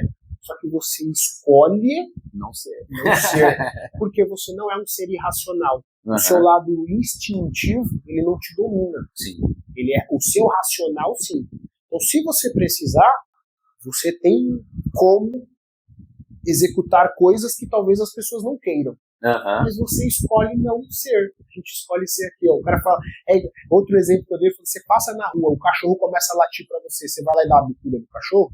Ou você late pra ele de volta? Não. Então você tá no trânsito. O cara é seu pi. Aí você olha pra ele. Eu lembro sempre disso. Falei, eu escolho não ser. E esse cachorro vai continuar latindo sozinho. E eu vou embora. É muito louco, né? Quando você para e tem... Pra mim isso tem sido são evoluções que a gente vai tendo e eu tenho que passar isso adiante. Porque eu sou um cara até de boa. Mas eu sei que tem alunos que o cara fala, o que é? O que, meu irmão? E daqui a pouco pode acontecer o pior. O cara vai lá, o cara puxa uma arma, mata, deixa filho pra cá. Então quando a gente começa a explicar isso pras pessoas, eu acho que vai... A gente vai tentando, a gente consegue melhorar a sociedade de dentro de casa, né? Muita gente que fica querendo mudar o mundo e não tem como. Tem que mudar dentro de casa. Eu dou umas explodidas, mas dentro do capacete. Dentro do capacete. Não, dentro do capacete a gente vai. Dentro do capacete tudo bem. Mas é fogo você parar, você voltar a moto, você liga. Cara, de cor não vai adiantar. Não vai adiantar. Agora, se você também não externaliza isso, ficar dentro de você pode ser ruim. Sim. Tá dentro do capacete? Então vai embora, mano. Não vai valer a pena. A pessoa que fez não vai mudar. É verdade. Ela não vai mudar, cara. Sinceramente. Não vai mudar. Se a pessoa que vê que fez coisa errada, ela já para, pelo amor de Deus, me desculpa, cara. Quase que eu fiz o pior. Se o cara. Não vai mudar. E bate boca, o pessoal que é muito forgado. Muito, cara, entendeu? Então, assim, eu acho que a gente tem que estar ao lado de pessoas boas e pra isso. É cheio dessas máximas, sabe? Ande com 4 pessoas podres e você será a quinta. Ande com 4 pessoas evoluídas e você será a quinta. Então, vamos tentar sempre, né? Estar com pessoas evoluídas em vários ambientes. E como o Marcelinho quer ser lembrado daqui 40 anos. 40 anos, eu quero ser lembrado. Cadeirinha de balanço. Quero ser lembrado pelo cara que fez as coisas certas, como um pai, acho que primeiramente, assim, em várias áreas da minha vida, né? Então, como um pai, eu não tive pai, eu não sei como é ser pai, estou aprendendo a ser pai com a minha filha, né? Que eu amo muito, né? Ela não mora comigo, infelizmente, mas eu erro demais, eu acerto, mas eu quero que quando ela esteja na fase adulta, enquanto mãe, alguma coisa, ela consiga enxergar os meus sacrifícios, ou as minhas intenções, não sacrifício, as minhas boas intenções. Né? Sei que às vezes puxar a orelha. A criança não entende que você puxa a orelha, eu não digo puxar física, mas se você dá aquela bronca, ou você reorientar, não entende muito bem, né? E às vezes eu sou um pouco, eu sou bem careta assim, com algumas coisas, né? Mas é justamente para colocar no caminho certo. Quero ser lembrado também como um bom marido, né? Graças a Deus, eu casei com uma pessoa que eu amo, né? Eu nunca tinha casado, eu era novinho em folha, entendeu? E eu falei, eu só vou casar com uma pessoa que eu amo de verdade, né? Pude encontrar uma pessoa maravilhosa, a Samira, e casar com ela, quero que ela saiba que ela encontrou uma pessoa que foi um bom parceiro para ela. E com as pessoas que eu tive contato, eu acho que independente se foi profissionalmente ou na vida, como alguém que agregou de alguma forma, né? Às vezes tem gente que fala assim, não se dedique tanto aos outros, pois ninguém vai lembrar de você no dia seguinte. Hoje você dá, eu falo, mas isso é como eu falei aqui daqui a pouco, isso não importa pra mim, isso é ela, não é ela. Eu vou dar o meu melhor pra você, tá ligado? Se você vai dar valor pra isso ou não, mas isso importa mais de você, não de mim. Então, na verdade, eu tenho usado, eu uso essa frase sempre, eu uso a ginástica natural e as artes marciais como ferramentas, não como fim. Então, é o meu meio de tentar, como eu falei pra você, eu descobri há pouco, de um tempo pra cá, que eu acho que esse é meu legado, porque eu faço isso com muito amor, assim, sabe? Eu faço com muita vontade, cara. E as coisas vêm acontecendo, as pessoas têm enxergado, eu espero que um dia eu tenha uma escola minha, num ponto meu, um espaço físico, onde vai estar cheio de criança, cheio de mãe, cheio de velhinho, tá ligado? E todo mundo treinando, não necessariamente os brabão, mas se tiver os brabão lá no meio, que eles saibam respeitar essas pessoas que não são brabonas, né? Que a escola possa ajudar pessoas e quem sabe um dia eu consiga ter condições de ter um projeto social, que foi de onde eu vim. Eu nunca paguei para treinar judô e nunca paguei para treinar jiu-jitsu. Eu gostaria de que um dia poder retribuir isso na sociedade, né? Fazer a roda girar, né? Sim. Entendeu? Fazer a roda girar. E com certeza, tanto meu sensei de judô, falecido inicialmente, o sensei Hideo Matsuda, hoje ainda em vida o sensei Seiko Kometsu, né? Como o cara que me iniciou no judô, o Fábio Stort, né? Com meus amigos que me ensinaram ao longo da vida aí, Léo Vedrama, enfim, um monte de pessoas, sensei Marcelo.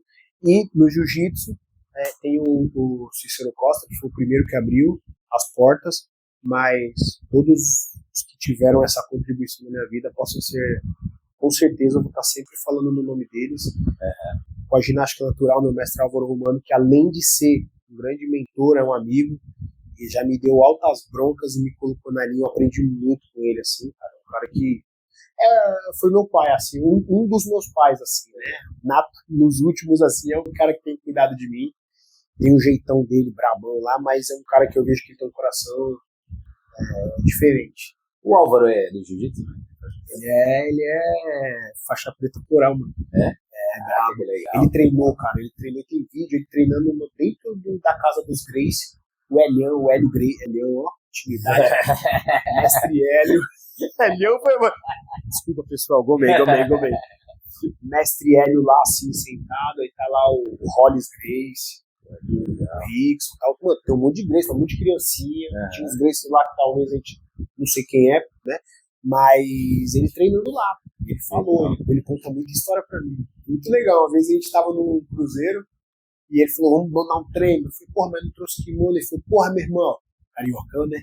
Porra, meu irmão, vamos ali mesmo, porra. Aí a gente foi lá no fundo, abriu assim, era um carpete, ficamos dando uns rola lá sinistro, um carpete embaixo do bagulho. Os caras passavam fazendo musculação. Eu falei, cara, esse cara é louco, mano. Muito da hora, velho. Mano, ele é um coroa sinistro. Pô, você bota pra fazer barra com ele e ele bate.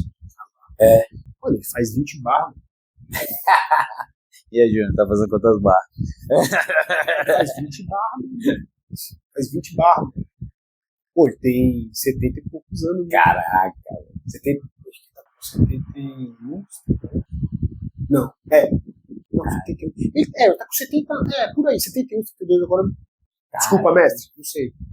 É muito jovial. Mestre, tá de parabéns, hein? Que barra, meu irmão. Pô, outro dia eu falei pra ele, eu jogo de quebrada. Hoje você vai ver, pá, tava dando um curso. Tava eu e mais uns dois, mano, não lembro. 15. Grandes, pá, caiu, pai. Porra, vocês são tudo mole mesmo, porra, minha irmã, aqui, ó. Aí ele vai no meio, ele tem umas barras diferentes, né? Aqui, ó. E joga. Joga nas pernas pra cima. Esse cara aí não dá não, velho. Dá raiva. Cara, ele é diferente. Incrível, uma energia incrível, cara. Absurdo. Então eu quero que ser lembrado como essas pessoas estão sendo lembradas por mim, sabe? Por alguém que fez algo que foi benéfico para a sociedade, para uma pessoa, né? Mudou a vida já. Porque cada uma dessas pessoas mudaram minha vida, né? Uhum. Assim como através do judô, jiu-jitsu, cultural, mudaram minha vida, e então se eu pudesse ser lembrado como alguém que fez algo de benéfico para os demais, é isso. Inclusive, falando da ginástica natural, posso? Opa! Trouxe aqui um presente para você aqui. É humilde aqui, de coração. Pô, isso aqui é uma camiseta nossa lá. Chega aqui. Peguei uma granona aqui pra você, que você tá boladão, né, mano? Será que entra, mano? Aí, ó. Ginástica natural, pra você treinar gostosinho aí, mano. Valeu, meu irmão. Obrigadão. Lembrancinha pra você. Isso, agora tô uniformizado. Agora sim. Meu irmão, quer agradecer alguém? Quero só agradecer primeiramente a Deus aí, minha família, né? Minha esposa, que tem sido uma ótima companheira. E, pô, a galera que... Posso pegar aqui? Pô, pega a cola aí, senão não dá. Pega a cola aqui, cara. Tem muita gente. Por isso que eu falo, cara, nessa vida eu acho que é muito difícil você andar sozinho. Sim. Graças a Deus eu encontrei muitas pessoas assim que me ajudam bastante, né? Então, eu acho que primeiramente a todos os meus professores do judô, que foi onde eu comecei, ao meu mestre Cícero Costa, que me cedeu espaço e até hoje está aí comigo, né? O meu mestre Álvaro Romano, criador da ginástica natural, o qual mudou minha vida também, graças a Deus hoje eu sou bem reconhecido. Inclusive, já fiz seminários desde ginástica natural também lá fora. Geralmente, quando eu vou, eu tenho esse diferencial, né? Do jiu-jitsu mais a ginástica natural. Aí eu consigo agregar mais pessoas, né? Queria aproveitar também aqui e agradecer a Shihan / Scorpion Kimonos, né? Desde que eu não tinha nada, eles fui o primeiro kimono patrocinado ali, né? E até hoje. Pô, a Shihan sempre fortalece. Fortalece, graças a Deus. Então eu faço de tudo também para correr junto com eles e fazer as coisas acontecer. A Farmácia Santa Paula, né? Quando eu estava sempre em competição, hoje eu não pego tanto, mas é isso que eu tô falando, assim, eu acho legal. Hoje eu não pego tanto suplemento, mas houve uma época quando eu competi, ele sempre me fortalecia com a creatina, o pré-treino, pós-treino, essas coisas assim. Legal. E ele mandava para mim, entregava em casa. Então, se alguém precisar ir, vou conversando isso aí. Ai, caramba. Tem a Monumento Esportes também, lá no Ipiranga, uma loja de materiais, né, esportivos em geral, tem chuteira, bola lá, são grandes amigos e eles que começaram a vida do Popó, você acredita? Eles acreditam muito no esporte, então tá sempre fortalecendo os atletas de base. Então, às vezes que eu precisei também, estiveram ao meu lado também. Queria agradecer. Né? Nossa, antigo demais lá, cara. O restaurante Yamaga. Gosta de comida japonesa? Opa! Eu podia ter sido um podcast lá, hein? Meu Deus! Vou falar pra você, depois que eu conheci o Yamaga, ele é de um aluno meu, restaurante, não é porque é meu amigo meu, tá? É de verdade, cara. Eu cheguei aí em mais 2 rodízios japoneses depois, mano. Comi assim, ó. É bom, mas não é. Entendeu? Uhum. Cara, a qualidade é surreal. O ambiente é como se você estivesse dentro do Japão. Ambiente, sabe? É uma experiência gastronômica incrível. Então, agradeço também. Você me manda o arroba que nós vamos marcar. Vou colocar porque você merece. O Open Studio Hair, junto lá dentro a gente tem o Nishi Massoterapia Oriental. É um pessoal que me apoia bastante, né? Me dá bastante suporte e, pô, às vezes o velho fica quebrado, né? Eu vou lá fazer uma massagem lá, e lá que eu conheci um sistema lá, eu não vou lembrar, não sei se é Taiso é martelinho. É o martelinho.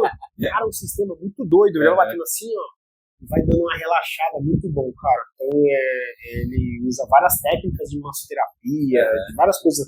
Quando eu fiquei todo travado também na coluna, ele fez foi a primeira pessoa que fez a acupuntura. Eu tenho medo de agulha. Não deixo agulhar nem ferrando, mano. Não deixo. Aí, pela primeira vez, ele que colocou e, pô, melhorou pra caramba as dores lá. Ah, mas a acupuntura é... Mano, não, agora sim. Agora Tem o nosso parceiro, o Dr. Raya lá. bom Ele também. Aí, é o Só? melhor do Brasil aí. Ave Maria, tá vendo E era aí? judoca, hein? Era não, é judoca. É judoca. Faixa preta da Budoka. Do Tata Budoka, né? Então é gente boa, então, cara. Judoca, faixa preta é gente boa. E, bom, por último aqui, queria agradecer a Inner Choice, né? Que é a academia onde eu tenho trabalhado, né? A KG, Fight Team, né? Onde eu tenho, e a EcoFit, que é onde eu tenho a base onde eu tenho a escola no Genkai inserida, né? Então, queria agradecer esses espaços por estarem acreditando no nosso trabalho, nesse meu projeto. Deixo muito claro qual é o projeto e todo mundo abraça, né? Porque todas as pessoas são pessoas que estão acreditando. E é isso. Queria agradecer a você também. Opa. O Juninho aí, né? No Dekai significa... No Genkai. O que Aí significa? eu ia perguntar e ficou assim, ó. Ficou esperando. No Genkai.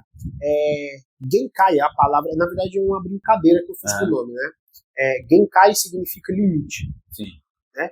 E você lembra aquele programa chamado No Limite? Sim. Foi daí que veio a ideia. Porque eu gostava do programa no sentido de você ter que se superar ali dentro, né? Pô, o cara te entrega nada, ele falta uma vara de pescar, uma faca e vai se virar lá. Né? E tem as ideias de você vencer prova, eu achava legal, uma coisa que me marcou. Mas veio a ideia daí. Mas depois eu me aprofundei um pouco mais.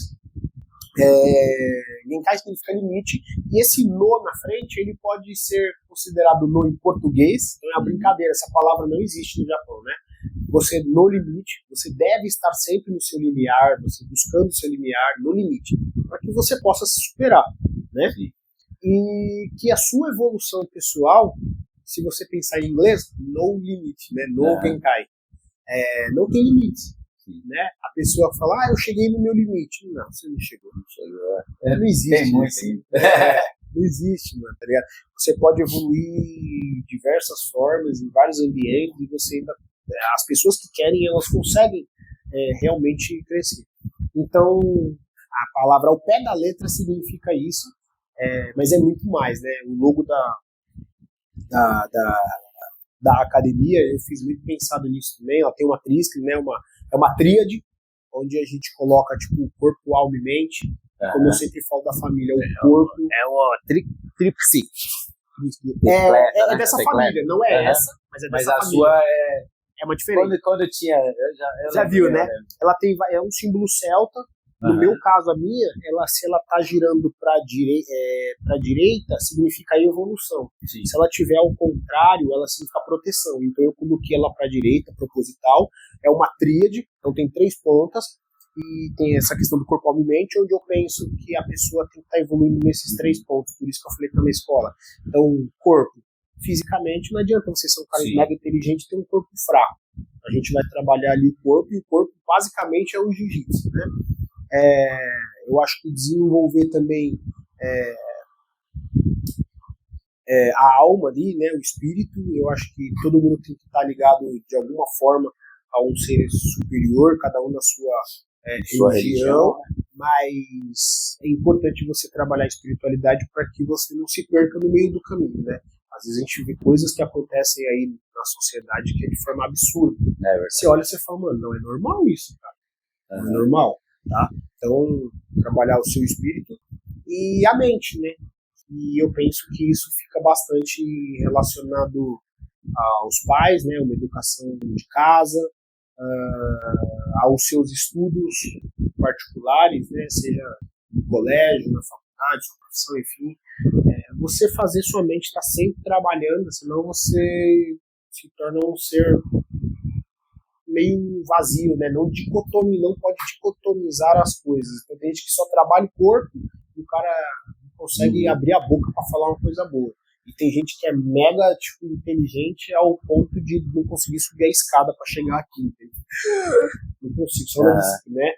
Então eu acho que o Papai do Céu nos deu o corpo para trabalhar dessa forma integral. Então a No Genkai, ela tá aí para justamente utilizar as artes marciais para de alguma forma tentar melhorar a sociedade através das pessoas, ainda que sim um grupo pequeno, mas espero que em algum momento a gente possa mas um grupo pequeno de qualidade. De qualidade, isso eu garanto para você. Aqui tá 2, vira 4, que vira 8, que vira 16. Hoje nós já devemos ter, acho que uns 100 alunos já. Devemos ter uns 100 alunos. Você toma kombucha? Já provou kombucha? Sei. O que é kombucha? Kombucha é um chá fermentado. Tipo refrigerante natural, né? Isso. Você já sabe. Então. Mas tem que fazer Então nós temos o nosso parceiro, que é a BU, que é junto com o meu parceiro também de apicultura lá, o Dr. Raya. Ele tem uma parceria com a BU. Queria presentear com você uma kombucha aí também. Obrigado, meu irmão. Aí. Pode abrir agora já? Pode. Já vou tomar agora já. Já abre bem devagarzinho que ela... ela pode dar problema aqui? Peraí, deixa eu abrir pra tu. É bem fermentado. Que é igual água com gás. Entendi. Tem que esperar um pouquinho, baixar o sistema. Você vai devagarzinho, deixa ele aqui. Então, deixa o assistente abrir ali. Deixa eu abrir ali. Abrir assistente. E tem, nosso parceiro, a Jenko, é uma empresa de cloro para piscina. É uma líder no mercado aí, ajuda a gente, apoia aí nos 2 mundiais que eu fui. Os caras fortaleceram. Dá um squeeze para você aí. Da hora. Vamos ver. Jenko aí, galera. Certo? Mostrei certo aqui, ó. Aí, cara. Da hora. Te agradecer, meu irmão. Obrigado aí pela presença. Você é o cara que a gente tem como referência aí. Desde a época da faculdade, sempre admirei aí. Isso como professor e como atleta.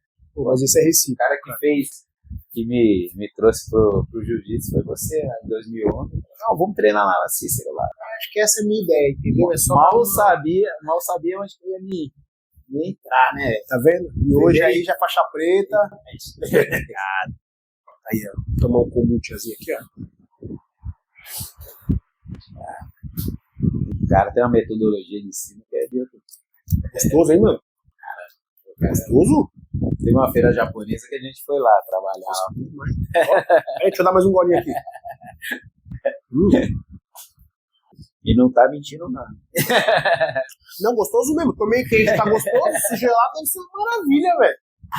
Tomei quente, tá gostoso. Nossa, isso aqui é gostoso demais, velho. Tem um gostinho de cola mesmo no fundo, né? No fundinho assim. Tem, sim. Muito bom. Esse tem de manga. Tem várias... Esse é de manga? Vários sabores. Esse é de manga? Ele me deu um, mas eu vou levar esse também. Não, vai levar os dois. Vou levar os dois. Quiser a kombucha, usa meu cupom. Tava falando com o cupom do Ferreira 10. Pode usar o Ferreira 10 que é gostoso mesmo. Galera, obrigado. Obrigado, meu irmão.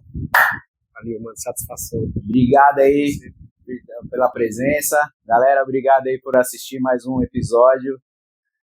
Judocast, faixa preta dentro e fora dos tatames. Não esqueça aí, se inscrever no canal e deixar seu comentário.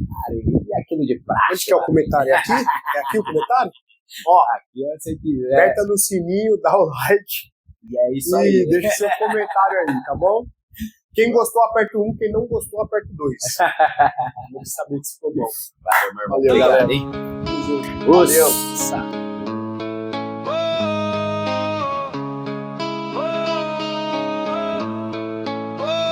Do pouco que tive, um sonho nasceu no tatame da vida. Meu corpo cedeu, mas a mente blindada jamais se dobrou. Cada queda um impulso que me levantou. Faixa preta na alma, além do kimono. Respeito conquistado no suor e no trono. Adversidades vieram como ondas no mar, mas a fé inabalável me fez navegar. Do pouco para o mundo, a voz que ecoa. A superação é a rima que meu peito ressoa. Com muito esforço e a mente em ascensão. O sucesso é o nome da minha canção.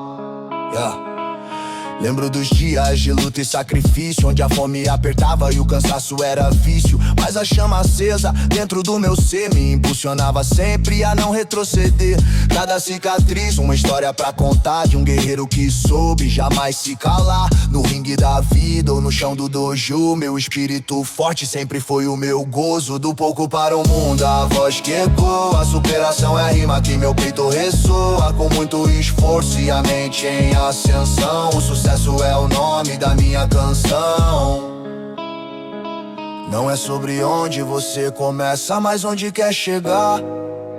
Com disciplina e foco, não há o que te parar. O caminho é árduo, a jornada é cruel, mas a vitória é doce, como um favo de mel.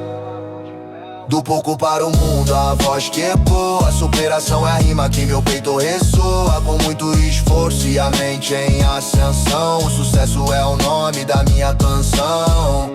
Faixa preta.